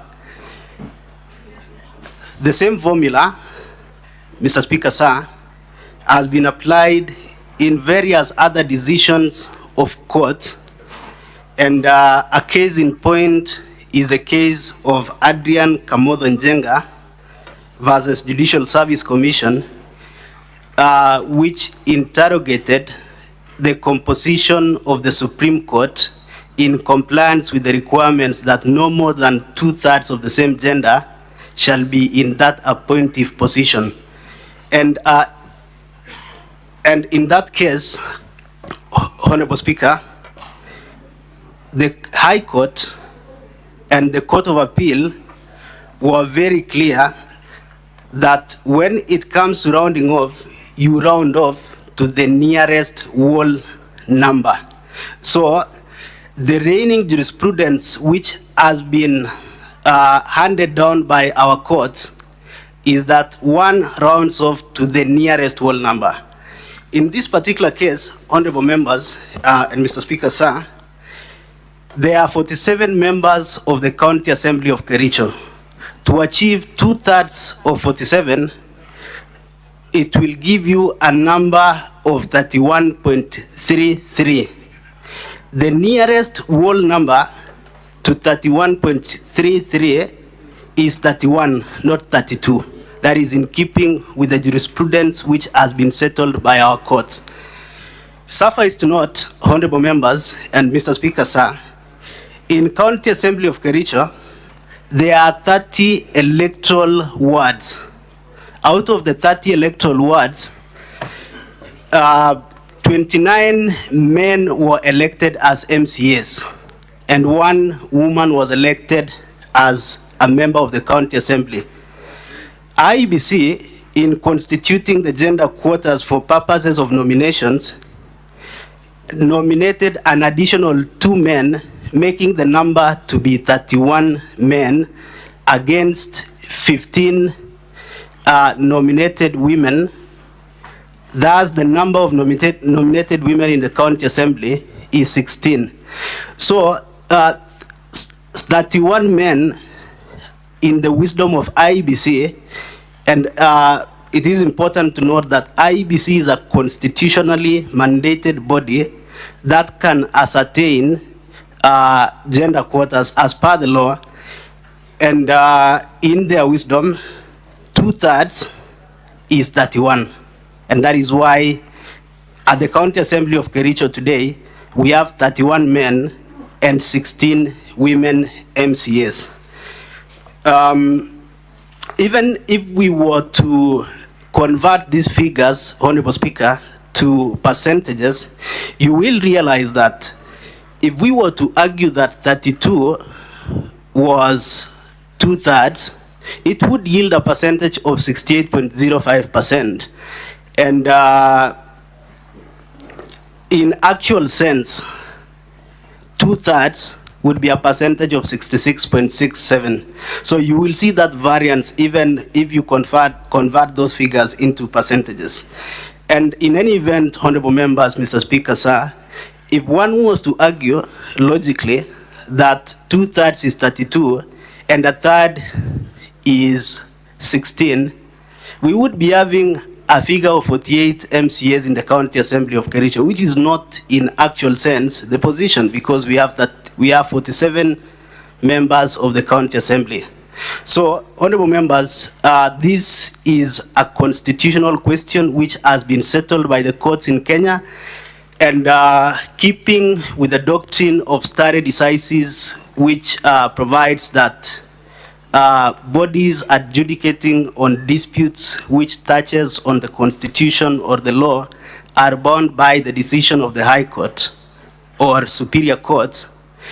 The decision in the case of Ngaduda versus the County Assembly of Tana River, as well as Adrian Njenga Kamodho versus Judicial Service Commission, is binding in this House.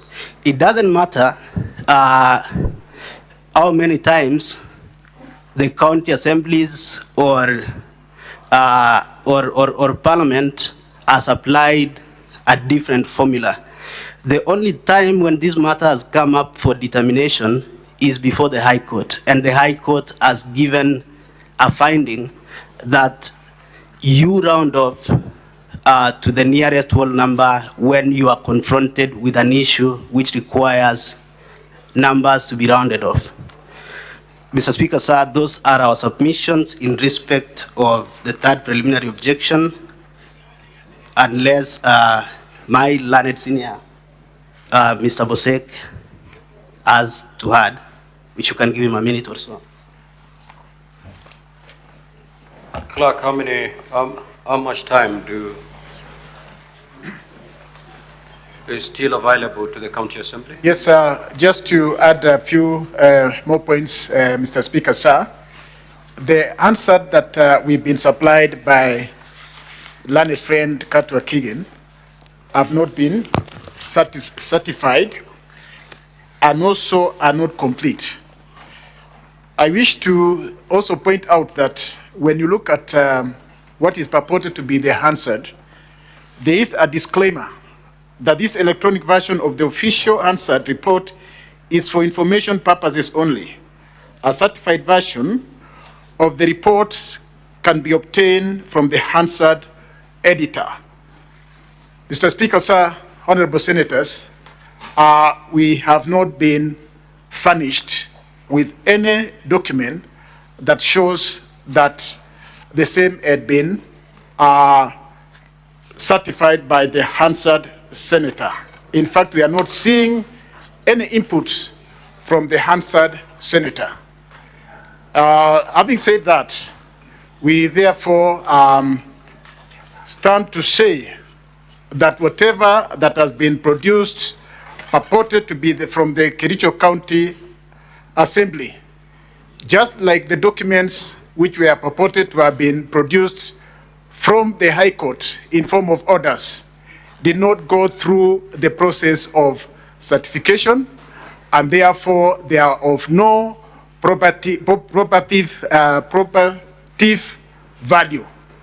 And on that basis, we urge the honorable senators to look at them and to also question why council will produce documents which are in themselves self-defeating. I say no more. Thank you, Mr. Speaker, sir, honorable senators. Thank you. Before I allow senators to make the intervention, Counsel for Governor, you may make your rejoinder. Thank you very much, Mr. Speaker. Sir, the first and the point I really just want to emphasize that for the Honorable Governor, we place a lot of premium on the contention that the 2/3 was not met. And as a starting point in response to what my colleagues have said, Mr. Speaker, sir, it can be taken as an absolute fact that it was actually 31 people who voted, and that that what was required was 31.3. So that it then leaves the question, as we already posed, as to whether when you scale down to 31, and as my learned friend Mr. Hillary has said, you round off to the nearest number, whether you would still be meeting the requirements of Section 33, being at least 2/3. The second argument I wish to make in response to the arguments is the question of whether this is a question of fact. Mr. Speaker, sir, and honorable senators, they said it is a question of fact. They will call a witness to say this and this, but we are all in agreement on what the bottom lines are. It is governed by Section 33 of County Governments Act. It's governed by Section 74 of Kericho County Government Standing Orders. The County Assembly members is 47. Those who voted at 31, the requirements is 31.3. Those are absolute facts which are not in contention, and no witness can change them one way or the other. So then, Mr. Speaker, sir, and honorable senators, the issue is ripe for your determination. It is ripe for your determination as to whether you can scale down 31.3 to 31. My colleague has also said that Mr. Boseka said that the handsets we have relied on have not been certified. We wish to point out, Mr. Speaker, sir, that the handsets on their face say the handsets are for information purposes.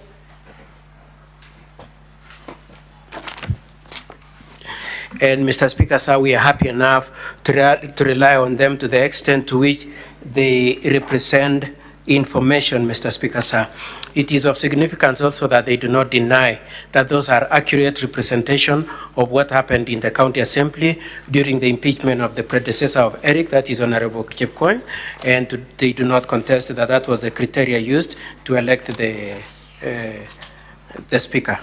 Mr. Speaker, sir, then there is the contest about the question of the orders. Mr. Speaker, sir, we take this Senate very seriously, and we cannot possibly have come with forged orders, and we are really, really astounded that advocates of the magnitude and the standing of the county assembly could possibly say that the orders are a forgery.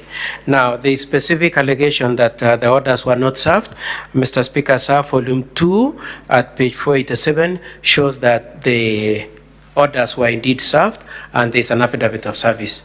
You will also see from the Hansard brought by the county assembly that, first of all, the affidavit of service shows the service was effected between 9:10 and 10 o'clock. The voting for purposes of the impeachment was done at 2, as can be seen in the answer that was produced by the county assembly at page 58. If you go at page 160, at page 161, it shows that they completed their process of impeachment at 2:18. So clearly, service was effected long before they did the voting. Mr. Speaker, sir, we stand with the orders. It is also significant that they say there was a forgery, but my very good friend, Mr. Hillary, filed a notice of appointment to come into that case the day after, on the 3rd of October. If they are saying there were no orders, what were they doing getting into that case and participating in that case saying we want to represent the county assembly and challenge the orders obtained? And Mr. Speaker, sir, we take exception at the allegations made about the orders not being proper. Mr. Speaker, sir, with that, I would like to rest my response and request for your indulgence for just 1 minute for my learned friend, Mr. Tunen, to just say one thing, and we rest our case. Kindly, Mr. Speaker, sir.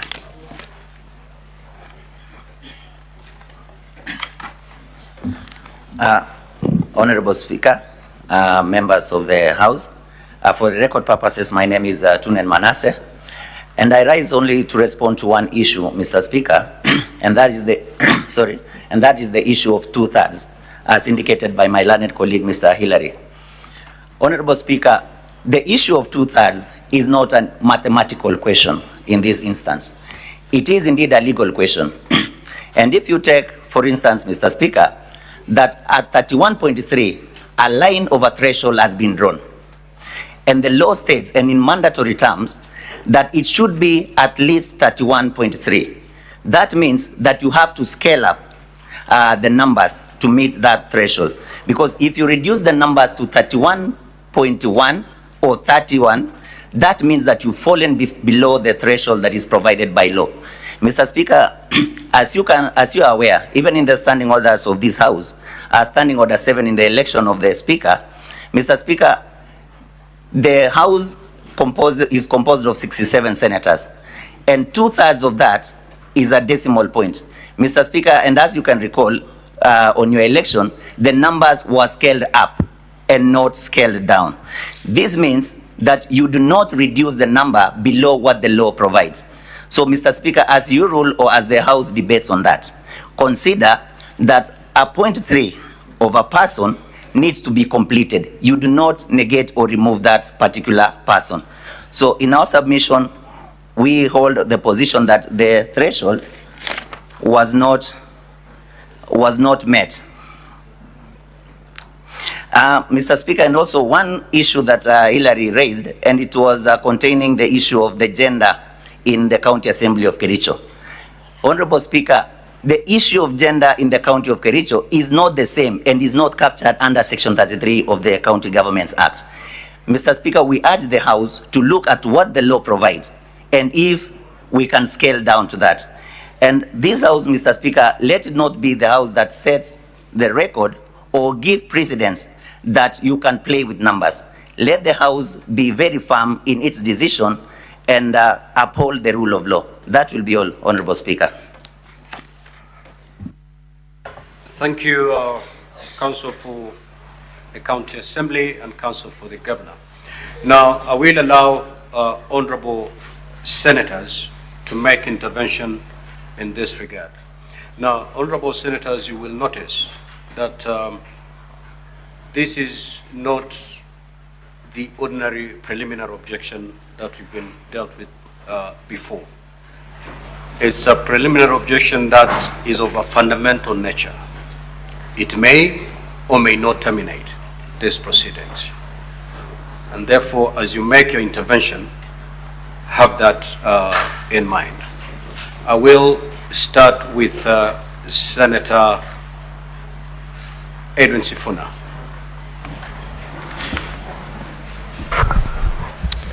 Honorable Speaker, allow me to put the question to Council for the... Senator for Meru. Certainly you cannot stand on a point of order because I don't see anything disorderly from the Senator for Nairobi. Just take a seat, Senator Sifuna, unless you're seeking for any intervention. Honorable Speaker, of course, the honorable member for Nairobi, Senator for Nairobi, is quite in order. But I was seeking one guidance, Mr. Speaker, also looking at the time, maybe we can guidance on the number of minutes we can take on this, the senators, and also how many minutes can one senator use on the floor, Mr. Speaker. Honorable senators, if you strictly apply the rules of procedure, then you have 2 minutes. Proceed. And 2 minutes it is. Thank you, Honorable Speaker. My question goes to Council for the Governor. And Honorable Speaker, I would like to refer him to volume 1 of his documents. At page 7, Honorable Speaker, paragraph 20. There is an averment there, Council, that has been made by the Governor that in fact there was a holding of the High Court, and this is in reference to Malindi ELRC petition number E006. I don't know if we are together. Council. Page 7 of the bundle at paragraph 20. Council, the volume number 1 of the Governor's bundle, page 7, for heaven's sake, Honorable Speaker, my time is being wasted by things that I've already said. Just proceed. Honorable Speaker, I'm referring to bundle, volume 1 of the Governor's Senator bundle. Sifuna, you at page can only 7. repeat if I tell you to repeat. Thank you, Honorable Speaker. Council, you have presented the averments at paragraph 20A as a holding of the court, that in fact the paragraphs you have superimposed there were a holding of the court. Now, you are a lawyer of great repute, and reading a judgment you can ascertain what a finding of the court is as opposed to an analysis of the presentations of the parties.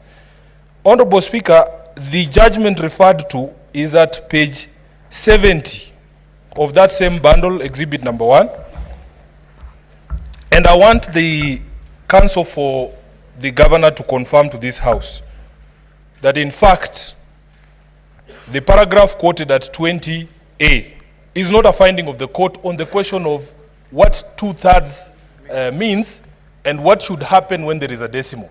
Honorable Speaker, I will refer you to paragraphs. He has quoted from paragraph 83, which cannot be a holding of the court. And in fact, the holding of the court should be at paragraph 86 of that judgment.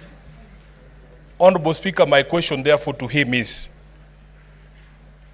it proper for you to present an analysis of the case by the learned judge as a finding of the court? Honorable Speaker, that is the question I wanted to put to him. Senator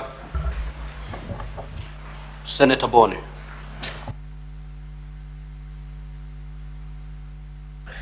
Thank you, Mr. Speaker. Mr. Speaker, my comment on this will be limited on what I beg that the House adopts to help this country. This is a very serious matter, and Mr. Speaker, it is already on record that no court can injunct Parliament.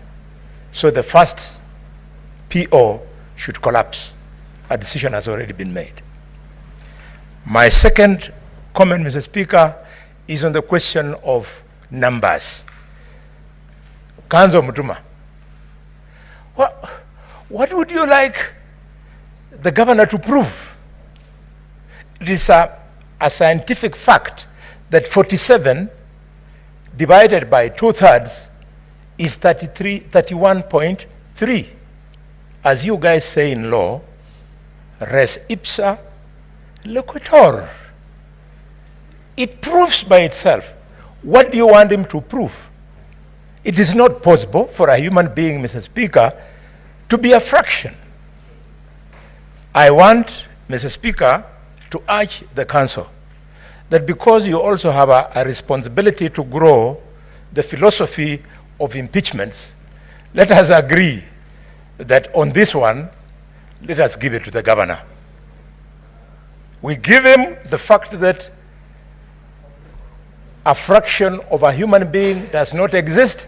Next time, come with full numbers and we would listen to you. Finally, Mutuma, because you're very experienced in this process, listen to what the Speaker of the National Assembly said about the same thing. The County Assembly of Nyamira said about the same thing. The County Assembly of Kericho about numbers during elections. They have said the same thing. So why do you want to invite us to disagree with all of them? So as to please you or to allow the proper jurisprudence? Senator Ledama.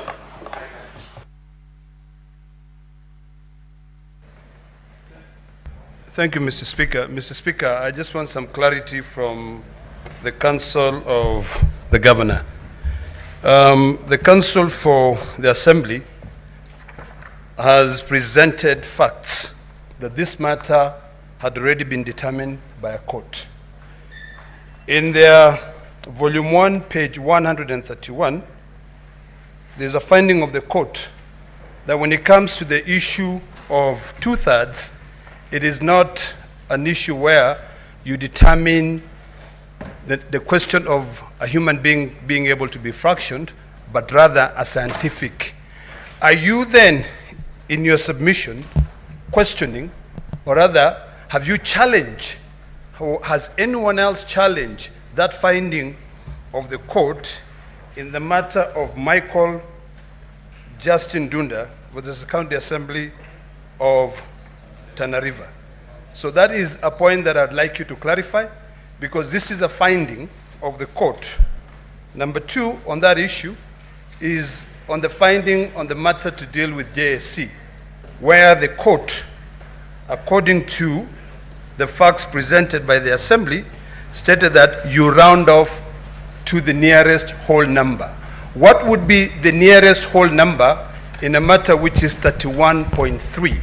Is it 31 or is it 32? Thank you, Mr. Speaker. Senator Fernandez, Senator Samson Chirangeli. Mr. Speaker, you need to protect me from the majority leader. Mr. Speaker, I want to agree with my colleagues. Just a quick comment is that in the history of this parliament, no one can injunct parliament. So I think on that aspect of injunction of parliament or court order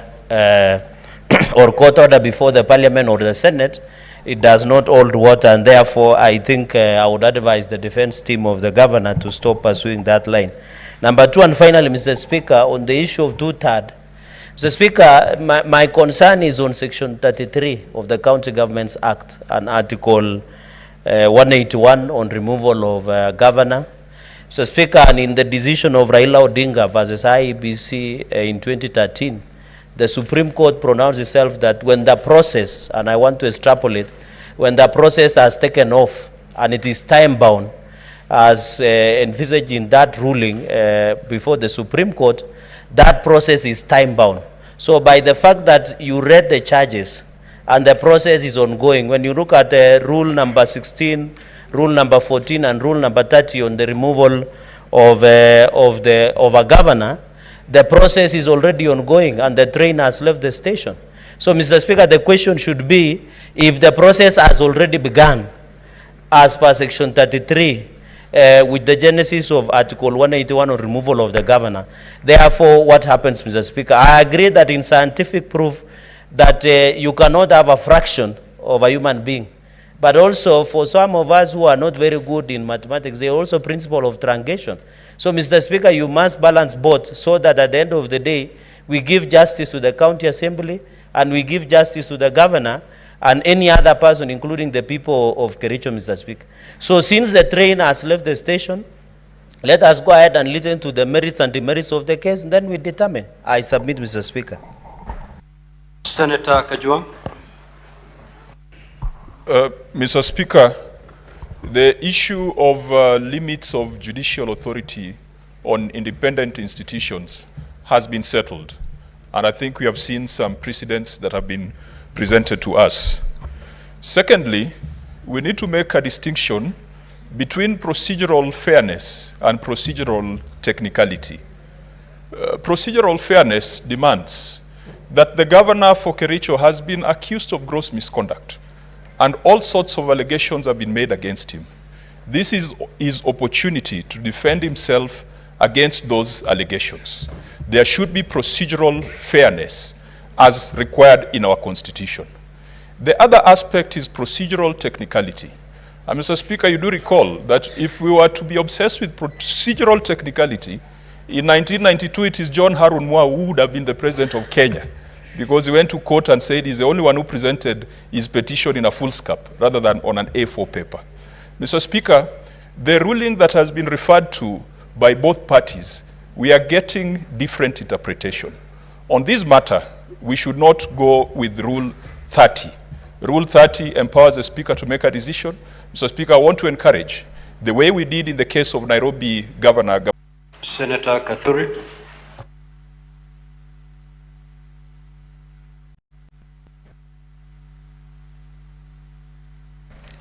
Thank you, Honorable Speaker, for this chance of the 2 minutes also to make a comment on this very, very important matter. And Mr. Speaker, as we are here, many Kenyans are watching at us.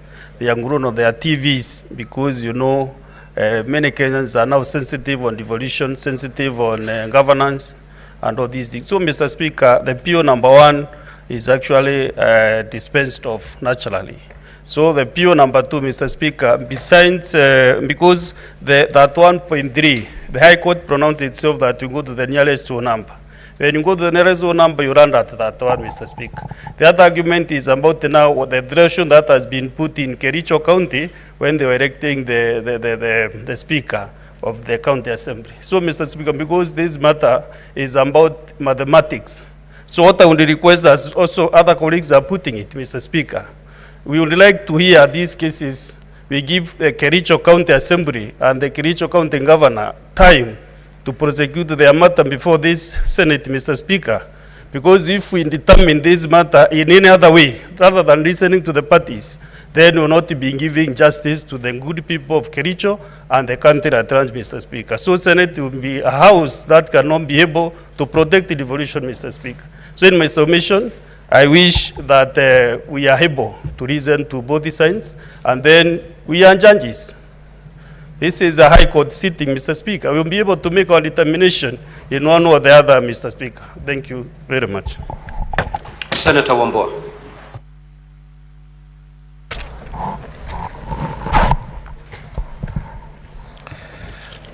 I thank you, Mr. Speaker. Mr. Speaker, two things. One, I don't know why Senator, my colleague, my friend, Senator Alwale would want to pick and choose on court rulings. A precedent has been set in the court, and he has quoted it, on the matter of separation of powers, that no court can injunct a parliament in its deliberative roles. And so PO number 1, everybody agrees it falls on its face. Speaker, then PO number 2. You know, what the lawyers on both sides are asking these judges here to do is a very complicated matter. It's a matter of determining a fraction of a human being. What is 0.3 of a human being? Is it still the head? Is it the, what is it? But the Speaker, again, the courts have pronounced themselves on that matter. And in the case of Tana River, they have said that in a matter like this, then you round off to the nearest whole number, which is 31. Mr. Speaker, there are substantive matters for determination in this motion that this House needs to be engaged in. And you ask me, Mr. Speaker, as Senator Cherargei has said, the train has already left the station. We are already in motion. Let us hear this case.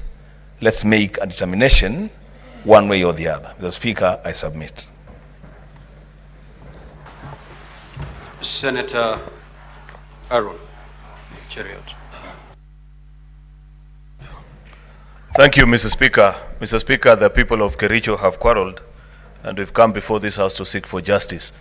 And we pray for nothing less than justice in the interest of the people of Kericho. I want to make 2 quick observations, Mr. Speaker. One is unanimous by what colleagues have said, that PO number 1 has been determined by not only by Parliament itself, by none other than the Supreme Court of the Republic of Kenya in Wambora 1, 2015, Mr. Speaker, where it has been firmly established on what you do with a parliamentary process, either in Parliament or at the County Assembly, once an exercise has commenced. Therefore, on that count, Mr. Speaker, I plead that the Council for Governor notices and appreciates that particular issue. Second and most important, Mr. Speaker, is on this issue, and I wish my good friend Senator Boni Halwale listens keenly to this. Mr. Speaker, there is what you call the hierarchy of law, where the Constitution reigns supreme, it sits at the top, and when a matter is not sufficiently addressed in the Constitution, you look for it in statute or legislation that we have passed here.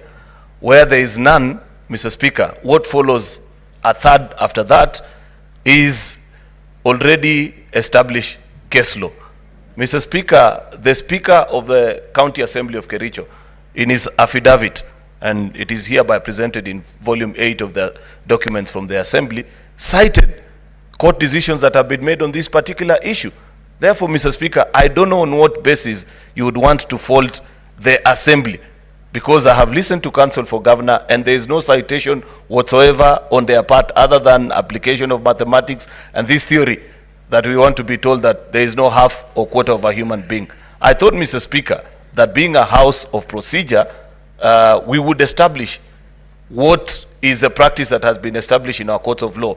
Mr. Speaker, you know, what I find to be extremely curious, though, is a very dangerous invitation that the Council for Governor is sending out to you.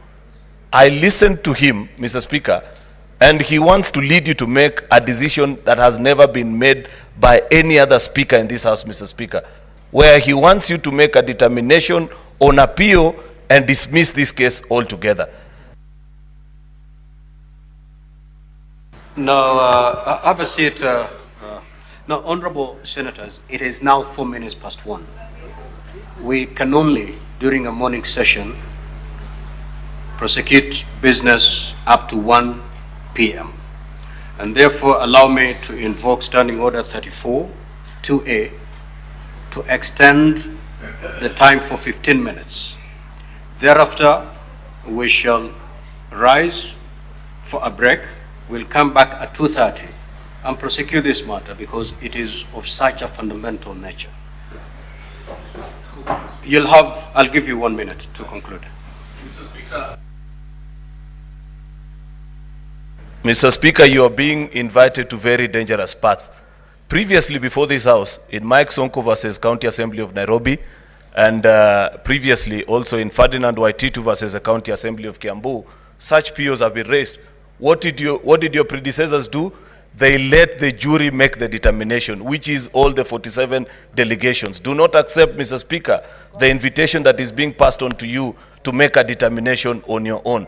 The Constitution, nor our standing orders or legislation, never envisioned a situation where the Speaker could terminate proceedings such as this, Mr. Speaker, purely on a point of order. Therefore, I want to humbly request you, Mr. Speaker, that just as we do in legislation, let us make a determination on this PO. If it comes to voting, let it be the case, Mr. Speaker.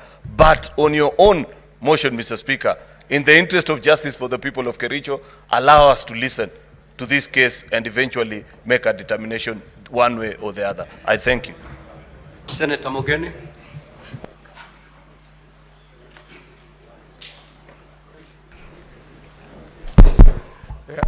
Thank you, Mr. Speaker. Mr. Speaker, what I had my classmate, Kegan Katwa, say is to invite you to invoke Standing Order number 30 to make a final determination on this impeachment. It is the rules of procedure, not standing order. Okay, yeah. Under, I think, the third schedule, under the rules of procedure. Mr. Speaker, my understanding is the moment an impeachment lands on the floor of the Senate, it becomes the property of the jury, who are the senators. If these proceedings were being conducted by a special committee of 11 members, Mr. Speaker, you will never be invited to make a determination on the issue of whether a 2/3 was reached. That decision will be made by that committee of 11. By extension also, Mr. Speaker, the right people, the right person or persons to make a determination as to whether the threshold of 2/3 was reached during impeachment is the House sitting as Senate. I don't think, Mr. Speaker, you'll be setting a right precedent for you to take that power away from the elected senators. Council can invite senators to listen to that issue and make a determination. But I don't think, Mr. Speaker, sir, it is right for you to be asked to make that determination as our Speaker. And I agree with those who have spoken before me, Mr. Speaker, that precedent has been set. During the Sonko hearing, Mr. Speaker, similar matters arose before us, Mr. Speaker, on issues of quorum. But the Speaker then ruled that those issues be argued as part of the defense of Governor Sonko, and then the senators make a determination. I invite you to be extremely reluctant, Mr. Speaker, to take a seat where you will be sitting as a jury and making a determination to either acquit or convict the governor for Kericho. That is a mandate reserved for us senators. Senator Robo.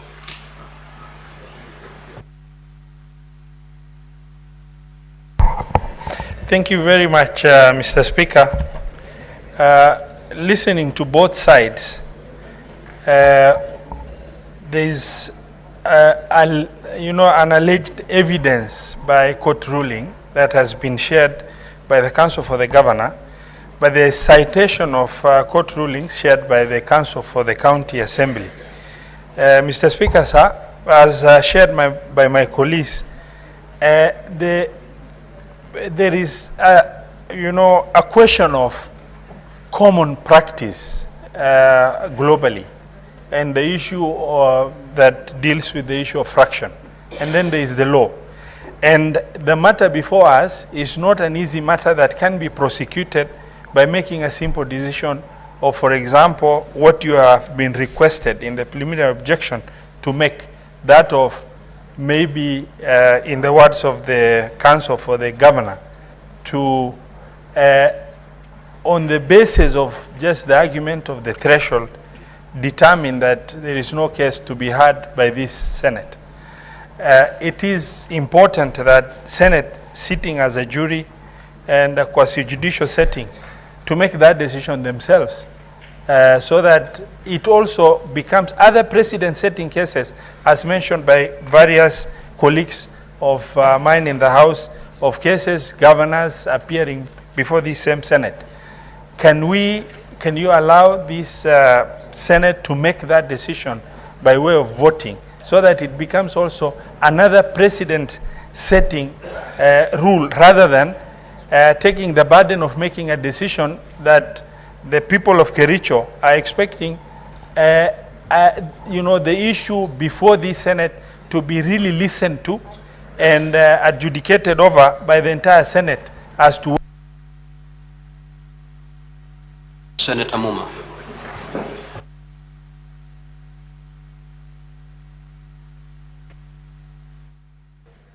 Thank you, Honorable Speaker, for giving me an opportunity to contribute to this.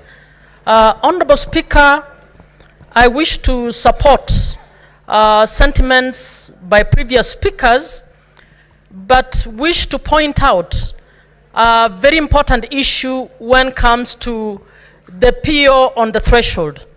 Mr. Speaker, I want to point out that in the past, when the threshold has been about gender, the math to surround it, to round off to below the figure has sufficed.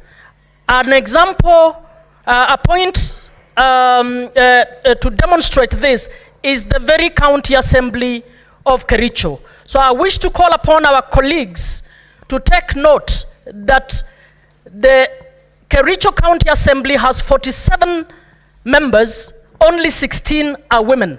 So even as you make a decision, depending on what decision you make, we may have to nominate one more. I also wish to point out that in the bundle of evidence by the governor's team, that they indicate that the speaker was appointed by 31 votes to 16. It is something you need to take note of. And thirdly, to take note of that the Supreme Court of Kenya was not nullified, the first Supreme Court, on the basis of the 2/3 gender rule.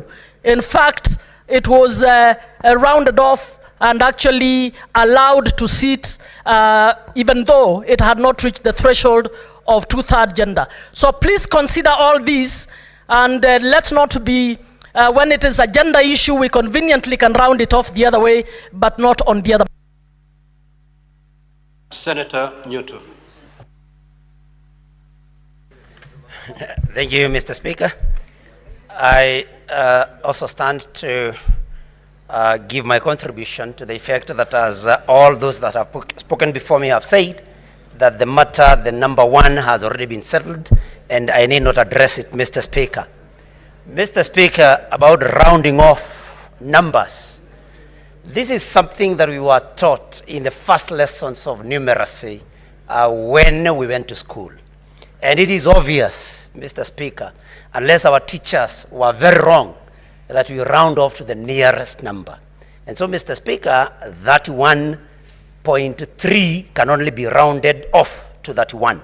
And so, Mr. Speaker, I support the argument by the Council for the Assembly that then the Assembly was properly constituted, Mr. Speaker. Mr. Speaker, I would want to ask this House not to be invited to an exercise of splitting hairs. We should not be sitting here arguing whether we should round off to the nearest number or not, because that is something, like I've said, that was sorted out many, many years ago during our numeracy lessons, Mr. Speaker. Mr. Speaker, the issue of validity of the court orders that were issued and that have been cited by the Council for the Governor, Mr. Speaker, the validity has been questioned. And I do not know what then should be done before you make a ruling. But, Mr. Speaker, this matter is before the Senate.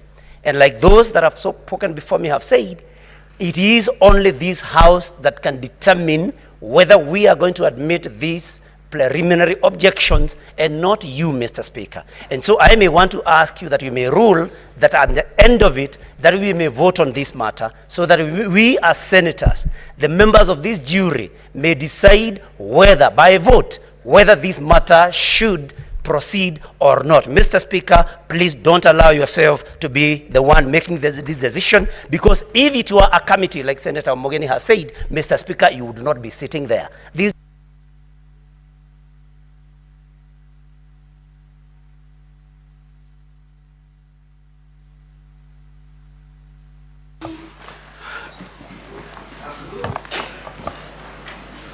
Now, honorable senators, it is now 1:15, and having concluded the business for which I extended the hours of sitting, pursuant to Standing Order 34-2A, the Senate stands adjourned until today, 14th of October 2024 at 2:30 p.m.